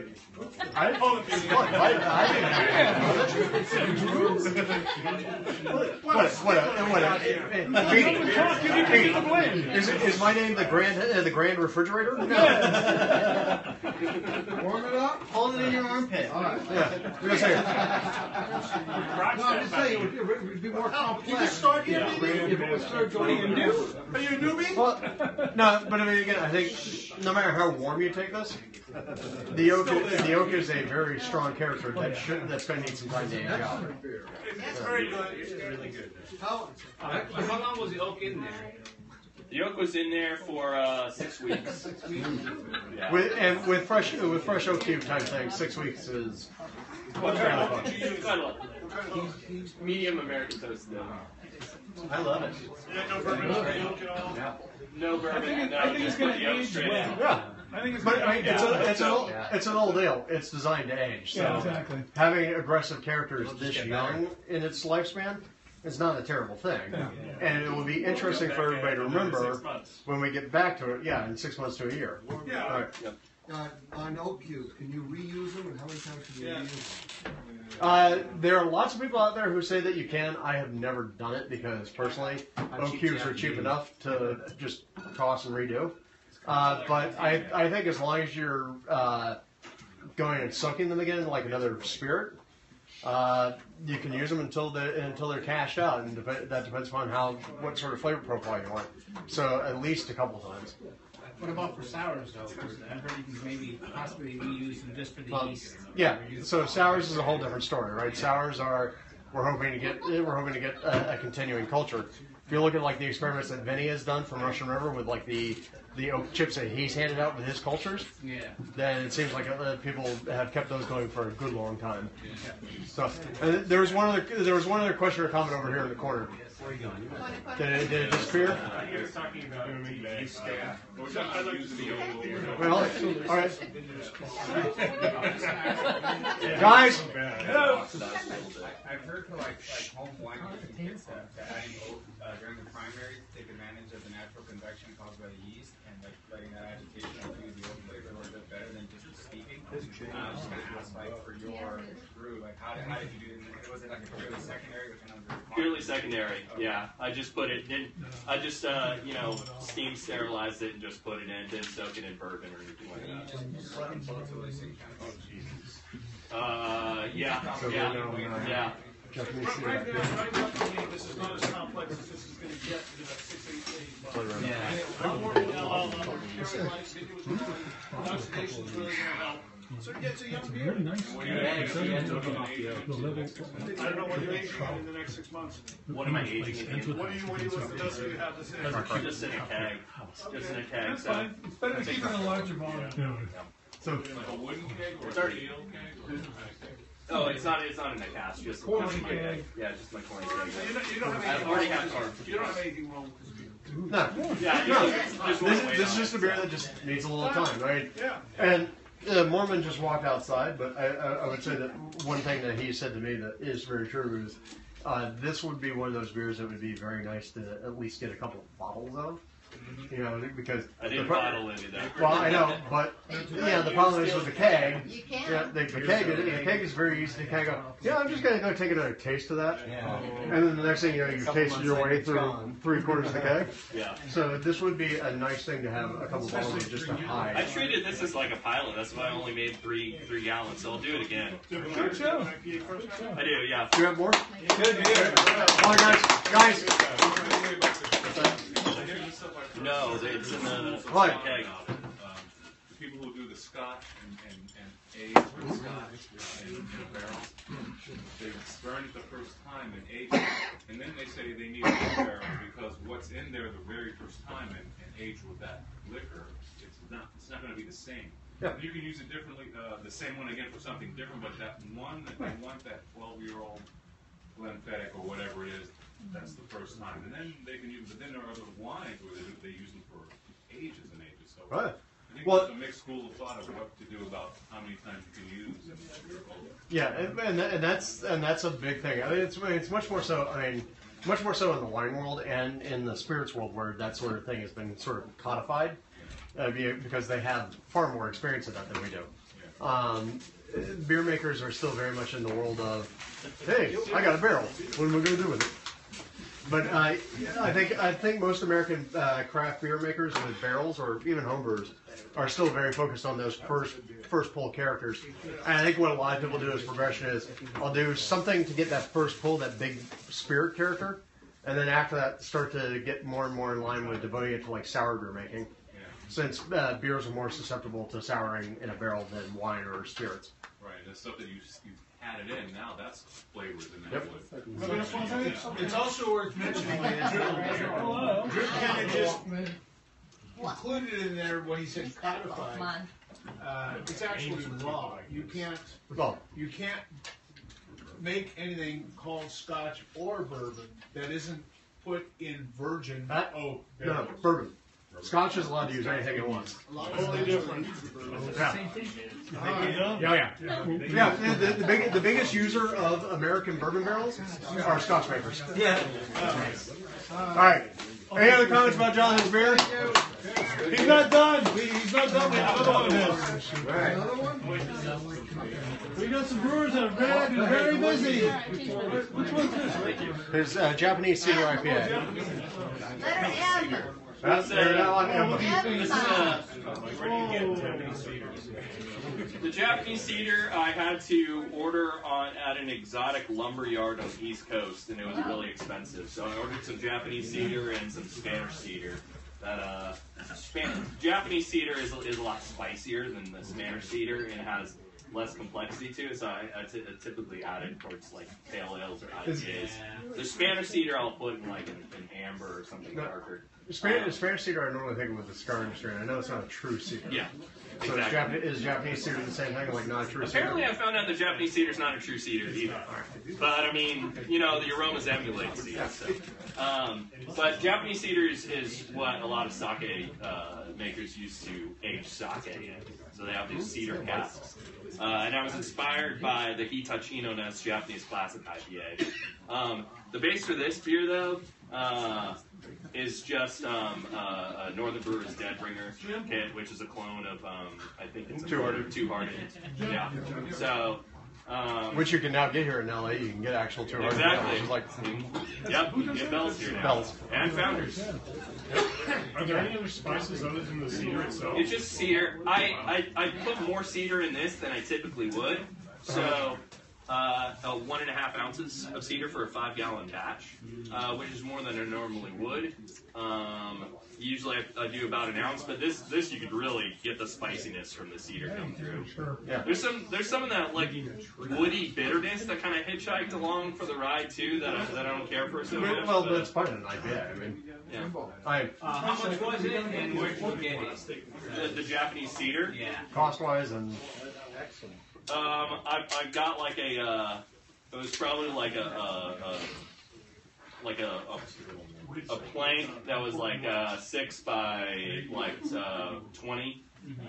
Coffin. And it cost me probably like $40 for just that little thing. Well, so now, but it'll last me, I could use it for probably like a good 20 batches. Now, by the way, there's a precedent in the club for doing this sort of thing. Craig, you did Palo Santo, didn't you? Yeah. So, if you ever had the Dogfish Palo Santo thing, I know Craig did the same thing. Like, got a small bit of it that was super fucking expensive, and then super hard to like deal with. But some of these woods, like the Japanese cedar, the Spanish cedar, or the Palo Santo wood, they can add some really interesting characters. Although I will caution you, before you go using them, make sure they're food safe. Yeah. Because there are a lot of woods out there that will leach things into your beer that are not good for you. Yeah, this was just the raw wood. It was not treated or anything like that. So. I ended up sourcing that wood from a place called West Penn Hardwoods, and they were basically selling blanks for people to turn them into pins. Right. It's fairly cheap. It wasn't that expensive. So not quite the same amount that he had to add for the. I got a big product. It wasn't very expensive. We should get those resources on the site. Yeah. But I'm just going to say, like, all right, so Dead Ringer / Two Hearted is all Centennial, right? Yeah. It's all boring. Whatever. Toss him out of the club. But what I think here is interesting is, so you think that Centennial, you think that grapefruit, that citrus character, and then you've got this cedar character coming in behind it to give a really nice spiciness. I think, yeah, as long as he is about these sort of single layer characters, I know that's a good thing or a bad thing. This is nice because you've given an additional layer. And I think you've got a really great thing going on here with this beer. So That's tasty, man. What was your Palo Santo into, Jeff? You mean the beer? You know what beer? Well, I was trying to make their beer, which is... What, the dogfish? yeah, the Palo Santo Imperial Brown. Yeah, there's my roller. Is there any other woods that other people use other than just your regular oak? He's had a lot of experience doing all kinds of things with wood in the past. He's smoked a lot. Yeah. Now, he's also brewed some. He's brewed some, and he's also not just his oil. But I mean, yeah, the cedars. I've seen oaks, the Palo Santos. I could have sworn I heard about somebody using palm wood, but I haven't. Yeah. But don't take my word for that. Somebody uses peach wood. Yes. Yes. I like that. I usually don't use that. Hey, good job.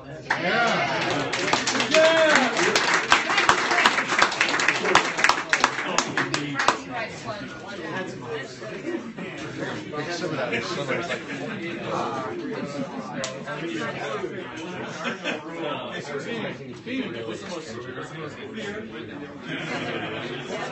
It was a little, but not. All right, Bob. Hey, you butt up and talk. Find the elder. Yeah. Bob is letter F. Number F.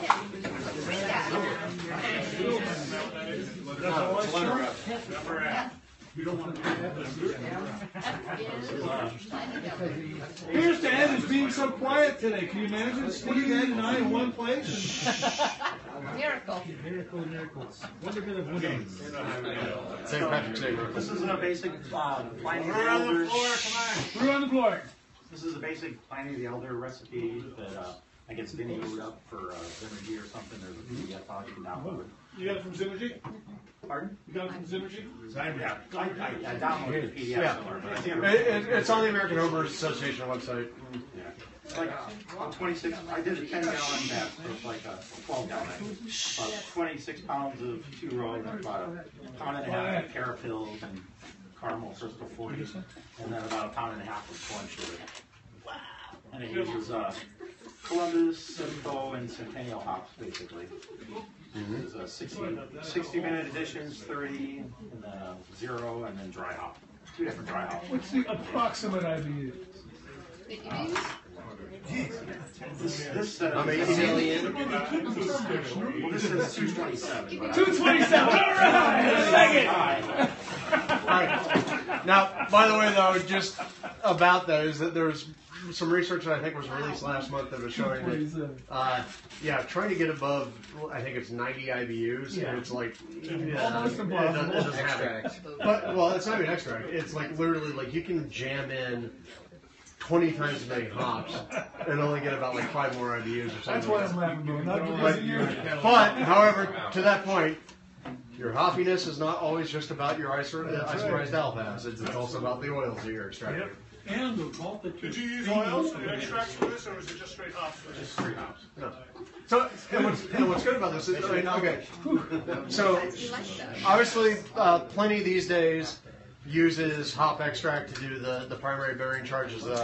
Shaplin's left, hasn't he? Yeah, so Shaplin can walk you through the whole plenty extract hop thing. He just did a new younger. Yeah, he did a new younger clone. And so that gives the day-to-day production plenty a little bit more cleanliness in terms of the vegetal matter. But I mean, here you're still, I mean, you've got a crisp hop character.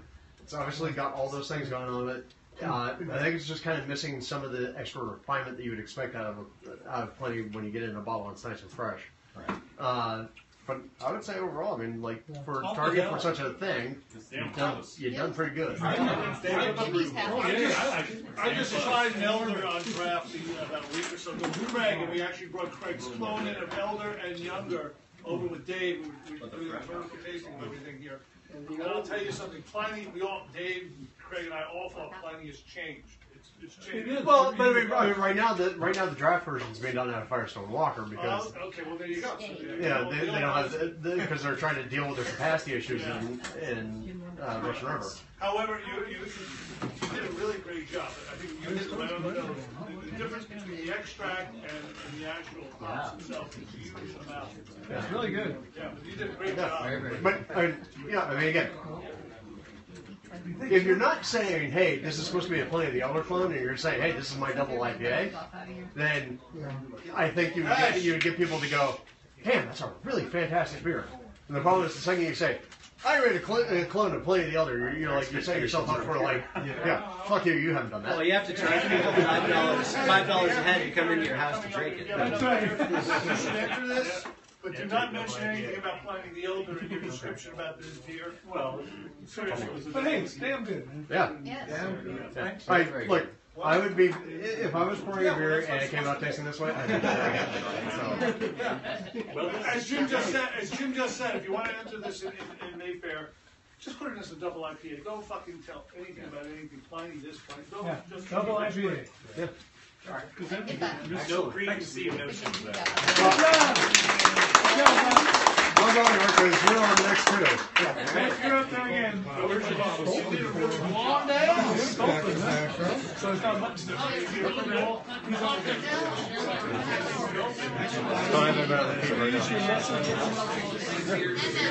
Well, using front-facing camera so I can see it and make sure everything's okay. Plus, if people make comments, I can see those if I'm looking at it.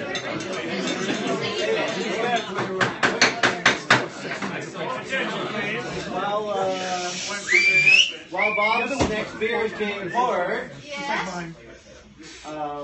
in addition to the fantastic upcoming Czech dark lager that John is planning, the next club shop brew after that is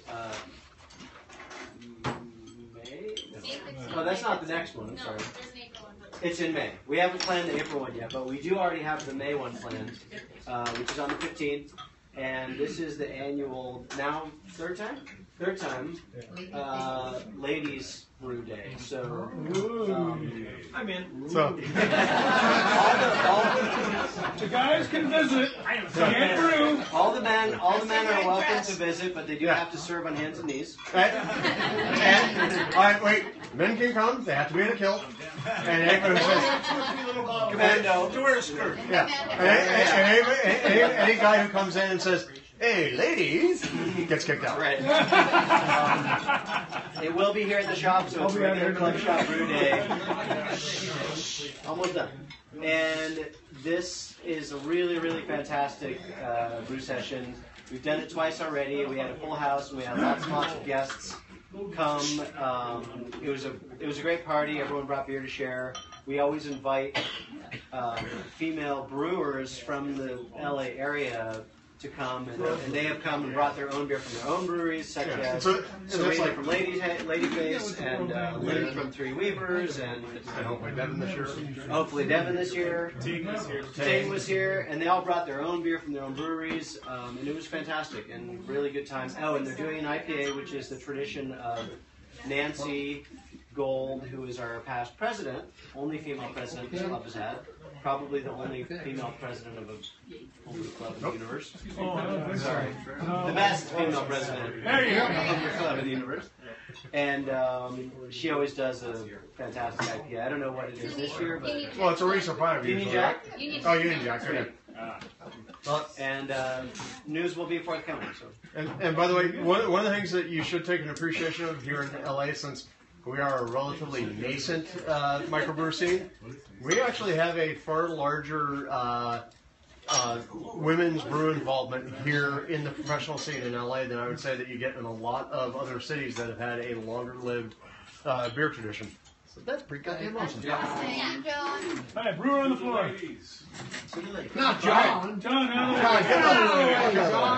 Bob, talk about your sculpin. This is another IPA. He's learning. Call it the way it is. Can't say nobody learned something today.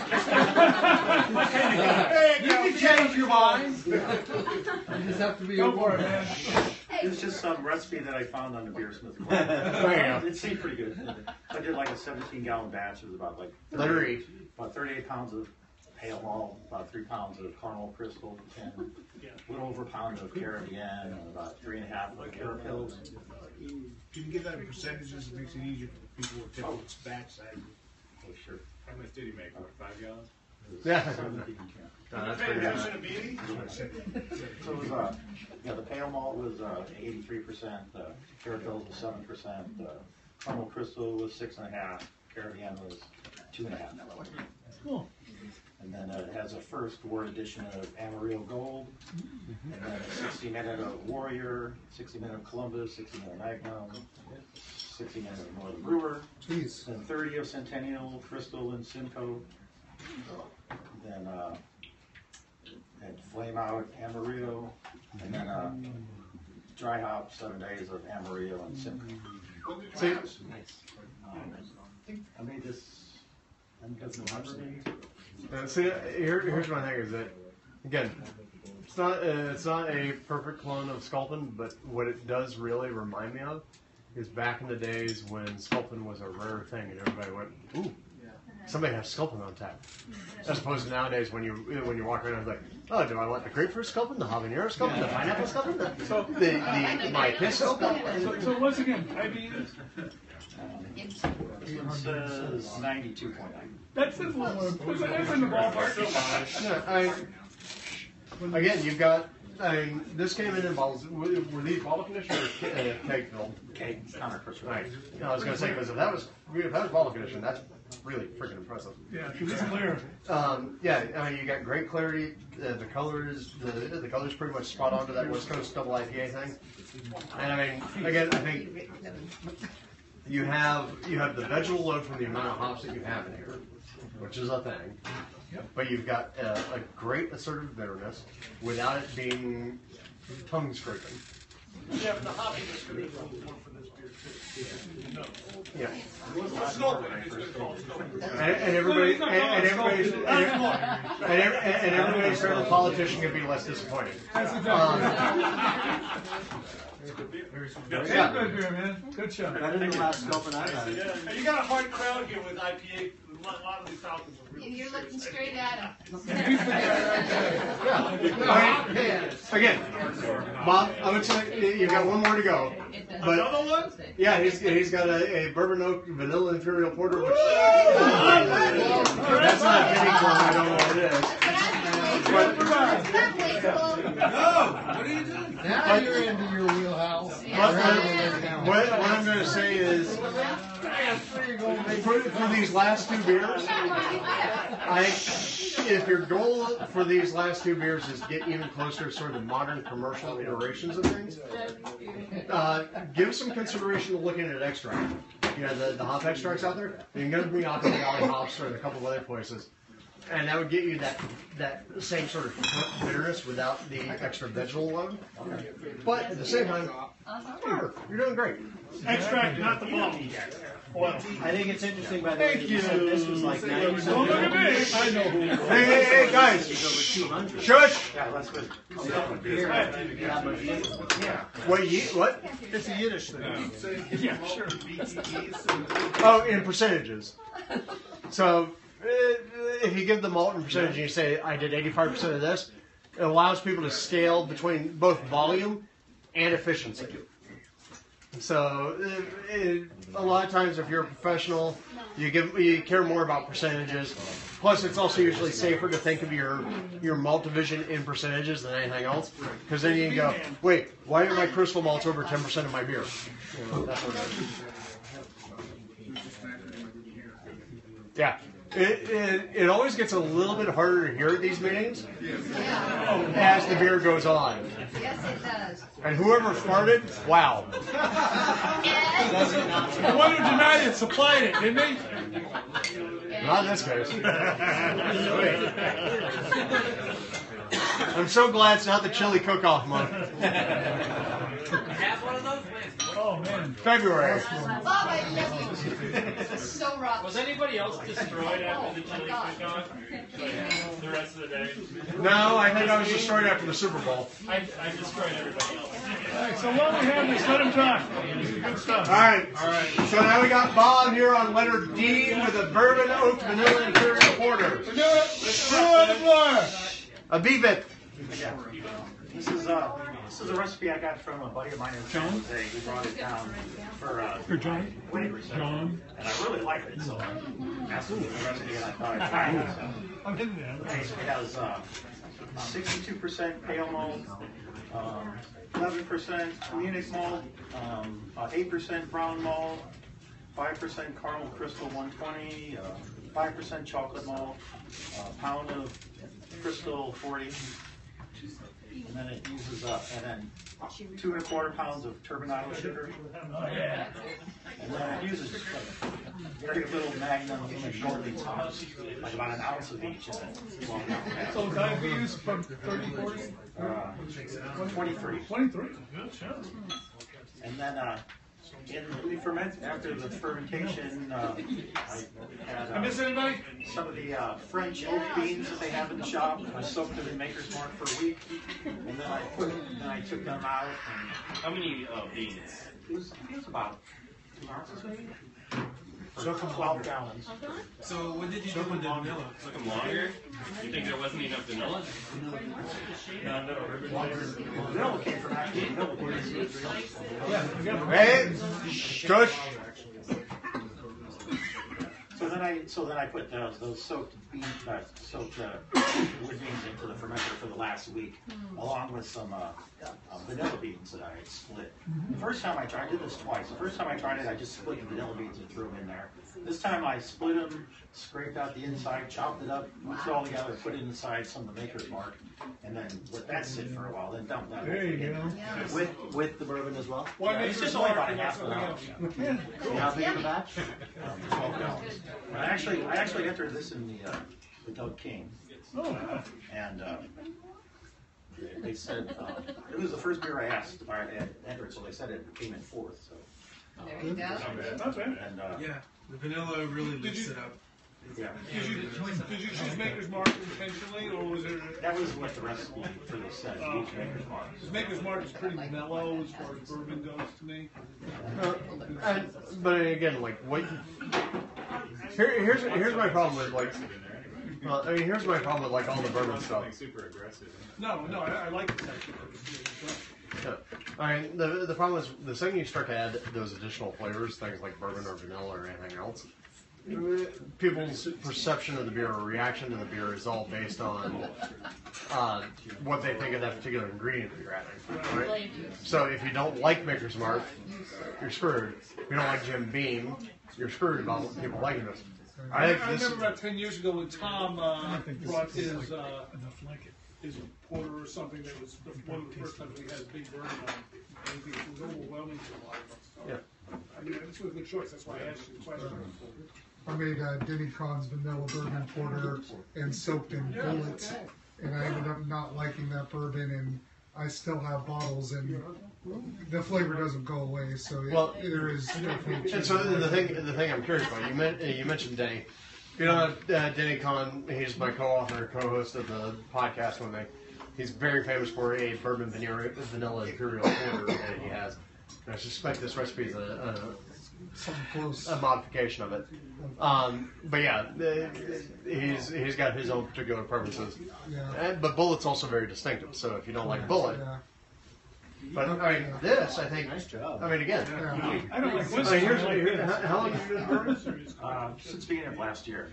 All right. All right. So then here's the biggest thing I am going to say right now is that you have, in the 3 beers that you've shown us, I feel like you're showing a really good evidence of control. Your fermentations are in control, your sanitation's in control, you don't have anything off. You don't have big. You don't have well, you don't have off yeast characters. You don't have things that are mucking up your fermentation. So you're showing clean fermentation. You're showing clean expression of your characters. You're showing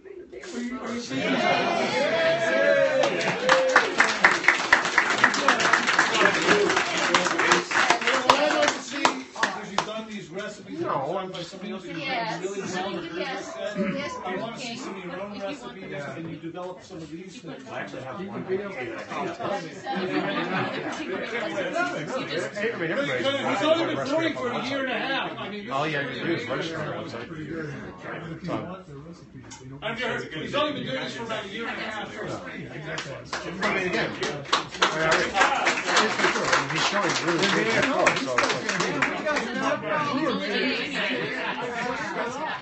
Good show. You have an Imperial Stout. I think it's important to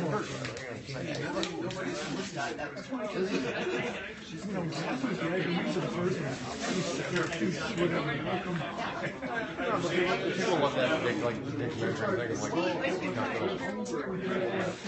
Pour me when they come. James, right?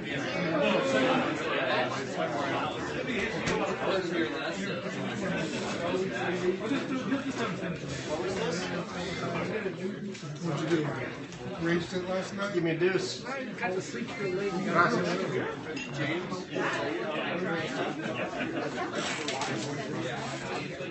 You lecturing people already?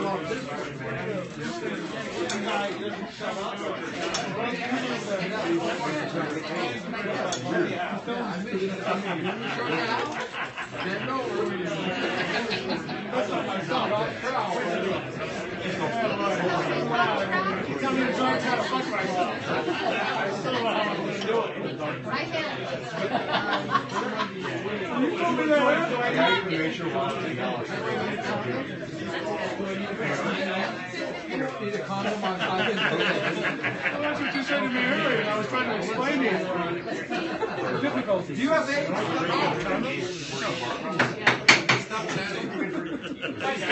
Thank you for telling me. I've tried you, James. Hey! I made beer. Hey! Hi, James. Hello. Say your letter, babe.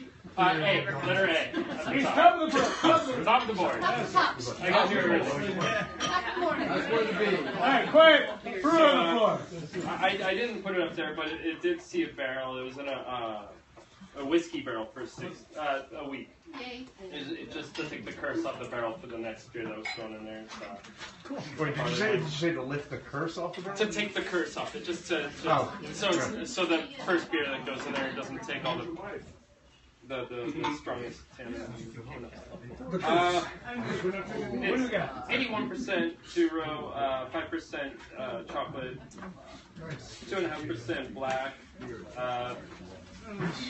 There's roasted barley in there. There's 3.8% roasted barley and 7% flake dough. And, so three different roast malts, one pale, and an adjunct. It's just kind of a mishmash. It's not the most mishmashy sounding recipe I've ever heard. There's first floor hop of additional crystal, just an ounce, and then at flame out I threw in a half ounce of Centennial and an ounce of Cascade. It was white WLP 01. At 68 degrees for gave it 12 days. I think it was done after about 7. Cool. It's brought up to 70 degrees, and then week in the barrel. It was a 155 degree mash. When did you do it? January 1st. So it's still very fresh. I was gonna say, 'cause right now what you got a lot of very obvious oak expression coming out. Yeah, yeah.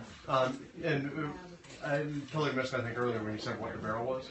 That's a whiskey barrel from Woodinville or Falcons or from Texas? Falcons. Yeah. So Texas, Falcons. It's blue corn. Blue corn whiskey. Yeah. And I think, yeah, you used it for one of the hard darkness course you shipped. Yeah.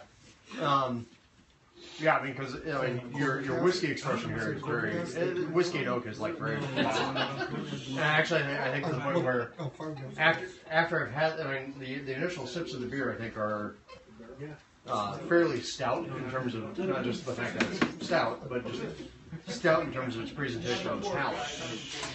And then the whiskey comes in behind, and like, I mean, at least I don't know about you guys, but all the way down the gullet, I'm getting like, hi. Whiskey. Right?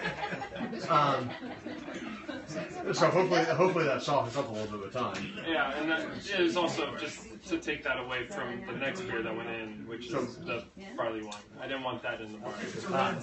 So you decided, hey, you know what? The Imperial Stout that can take the full brunt. Yeah, it's got all the roast in it. I was pointing out here. Yeah, there's a good amount actually. I like to see maybe. Yeah, I know. No, I mean, I was thinking about cold steeping it next time. Oh no, that's part of the roast. Yeah, I don't like personally. Right. Yeah. It might be a combination of the roast and the. Actually, yeah. I mean, you have the spice of the oak. But yeah, I think the chocolate comes through the most. Go back on the roast. What were the percentages again? 3.8 on the roast. Yeah, the roasted barley is 3.8. Not all the roast. The chocolate malt is 5%, and then there's 2.5% black, which is too much. And I matched the black, which I don't. I honestly, I don't think making the mash versus capping makes all that much of a difference. Yeah, but like 2.5 to me seems like a little large on the because yeah. But again, whatever. Time forgives a lot of different things about roast. It'll be gone before there's time. No, but Drew makes a great point because a lot of these big beers that we all make, we age, and in time it really changes the whole complexity of the beer. Yeah, look at you, how old you are. You've gotten better today than I was so old the other night. What's the ABV on it? It's about 9.5%. Well, now, again, wait. It's 91. And it's no sherry like Tom. There's 91 point Sochi and 22 final. It finished higher than I. But it was 9 point whatever before any bourbon additions from the barrel, right? Right. Well, I kind of rounded up a little bit too. It's probably 10%. Right. All right. But yeah, I mean, still, again, I mean, a little more age, but we all kind of understand that. And because right now, I mean, you do have such a big barrel expression with this. Yeah. So, any other comments about the barrely Imperial Stout? Hated it. Hated it? Only kidding. Only hated it, but great it. There we go. All right. So assuming there are no other surprises, we're on our last beer of the meeting. So who the hell is this? The last beer. All right. Looking good, man. Think about all the beers you've had here. Just this list. Don't bother with the ones on that list. Just this list. And think about the next one you like. Consider this one a link as well. And choose the letter and vote.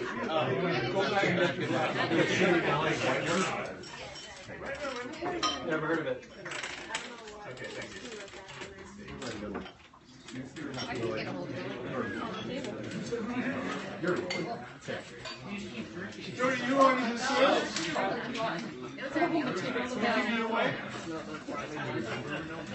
Doing the little urine count? Gus? I'm working here. I'm working here. Working here. No, you're not. You're pouring beer. Nobody's paying you. No, I don't want him to twerk. I don't want him to get hurt. Don't encourage the idea. Encourage the thought. Damn, now it's in my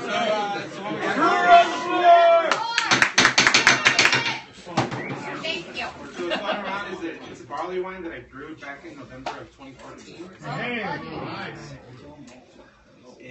The original gravity was 110, or excuse me, 1110. Yes, sir. And it ended up finishing up at 1029. Whoa, that's perfect. Came in at about 10.8% ABV. Grain bill for the 5-gallon batch was 16.25 pounds 2 rows, a pound of Crystal 15, a pound of Crystal 75, quarter pound 7B, and then to boost the ABV, 3 pounds of light DME and a pound of dextrose. All right. Kettle hop to about 144 IBU. And fermented with double WLP. Anything else? No? Which one? That's San Diego Super. Oh, yeah. How long was your boil?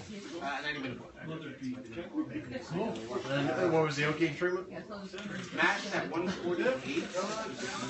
Oh, really? 148. That much well, it's like, just get down to some trying to sugar. dry it out. I was hoping to get it around 1020. Hard to dry out a barley wine, but good show. I was still doing the cardboard swirl for the aeration. So I didn't attenuate as much as I wanted to do. I don't think you want this to attenuate more than it is. No, 29 is What was your fermentation temperature? Fermentation temperature. Fermentation. 68 degree. Okay, so now how did the yolk get involved? So for the yolk, I soaked 2.5 ounces of the soaked it in a pint of filters with a bottle like All right, guys. Since my early 20s. I don't really drink. When did you brew this? November 2014. Pint of what? 2014. Yeah, so it's a year plus. 62%. Yeah, bought it when I was 23. It's just been sitting there, so I figured I'd use it. Use it in my first part of my Hey, so there you go.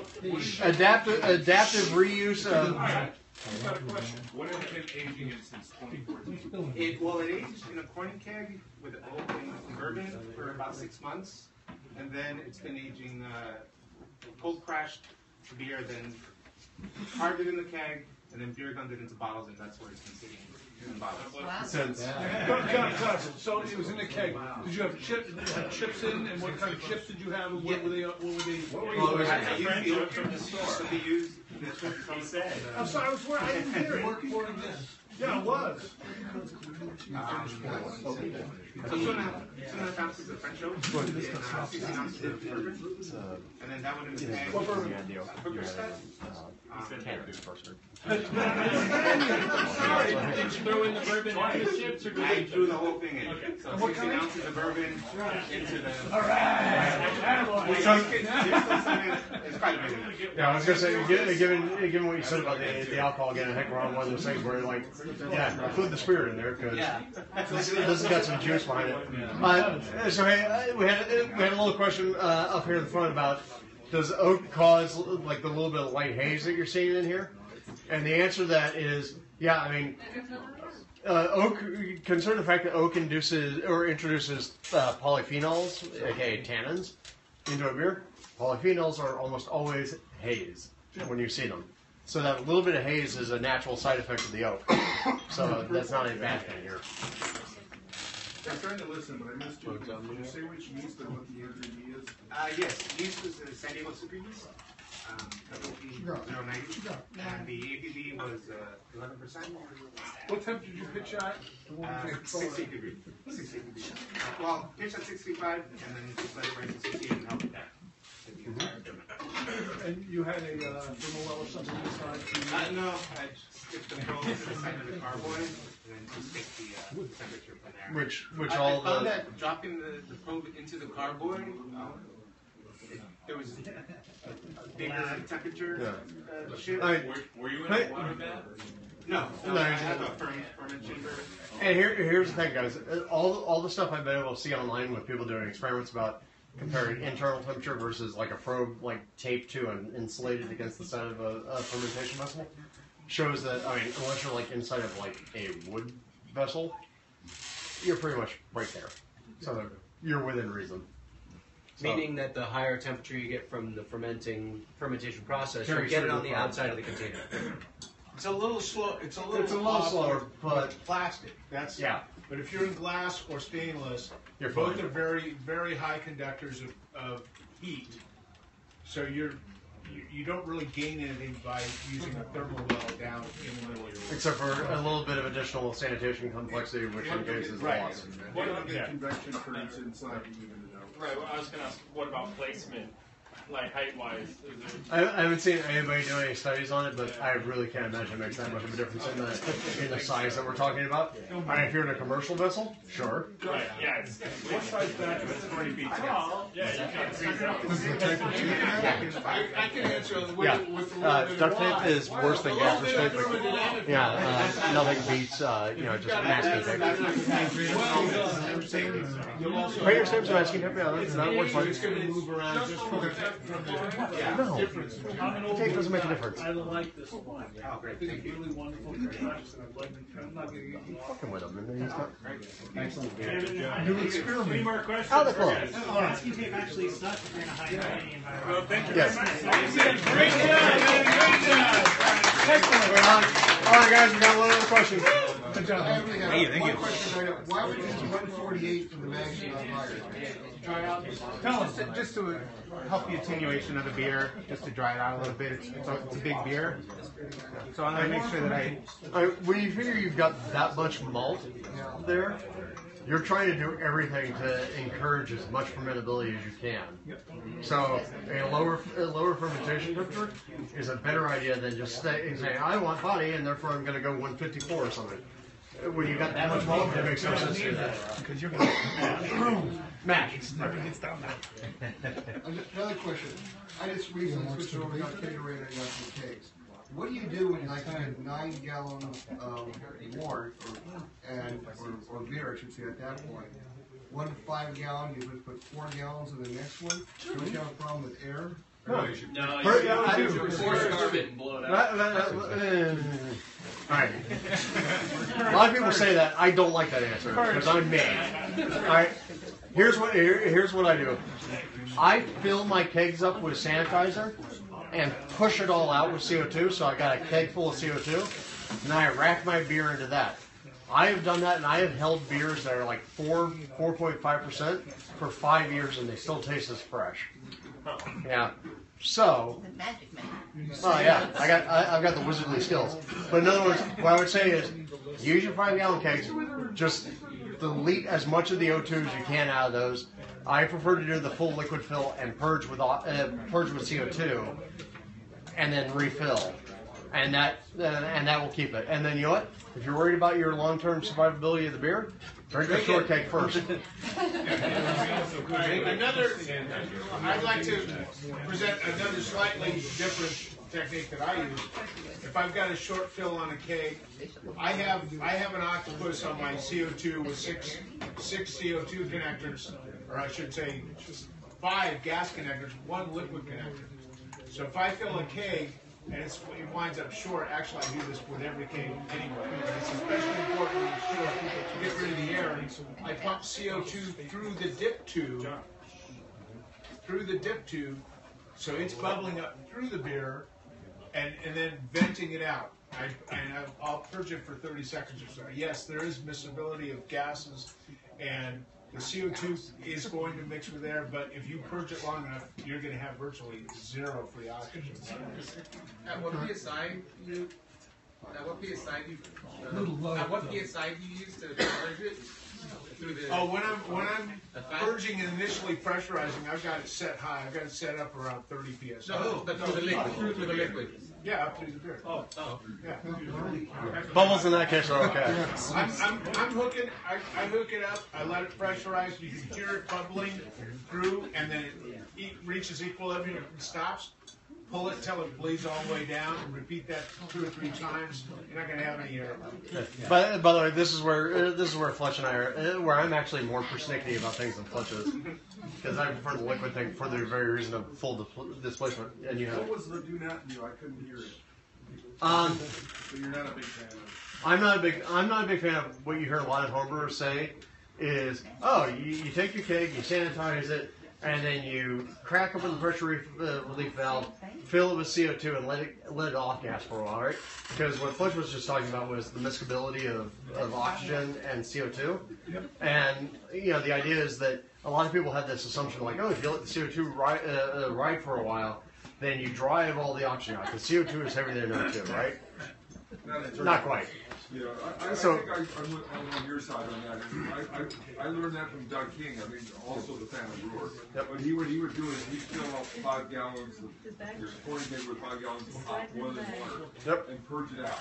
And that way, not only do you not get any residual sanitizer, it would be sanitized. Well, that was also before the days of the no-rinse sanitizers that we enjoy the use of today. Yes, thank you. All right.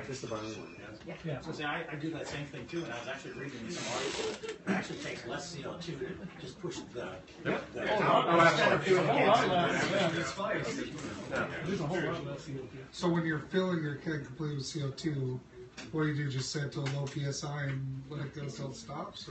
No, I push out at 10 psi because I want to make sure the lid stays sealed. Yeah. And 10 psi is kind of the normal on those 20 kegs to make sure everything stays sealed. I push out 10 psi when the sanitizer comes spraying out the other side and it goes.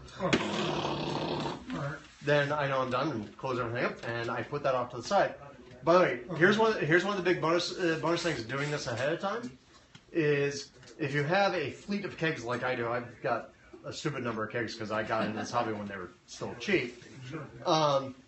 If you do that ahead of time, you do everything in the batch. When you go and you grab a keg to go rack beer into it, the very first step that you take is go, pull the pressure relief valve to bleed some of the pressure off. If the keg doesn't have any pressure retained in it, I don't trust it. I throw it off to the side and I start over again. Do it again. And so that way I get a big old advantage. And I mean, like I'll have 20 kegs off to the side, go grab a keg. There we go. Sorry. There we go. Done. Ready. Rack into it. So you rack from keg to keg to keg.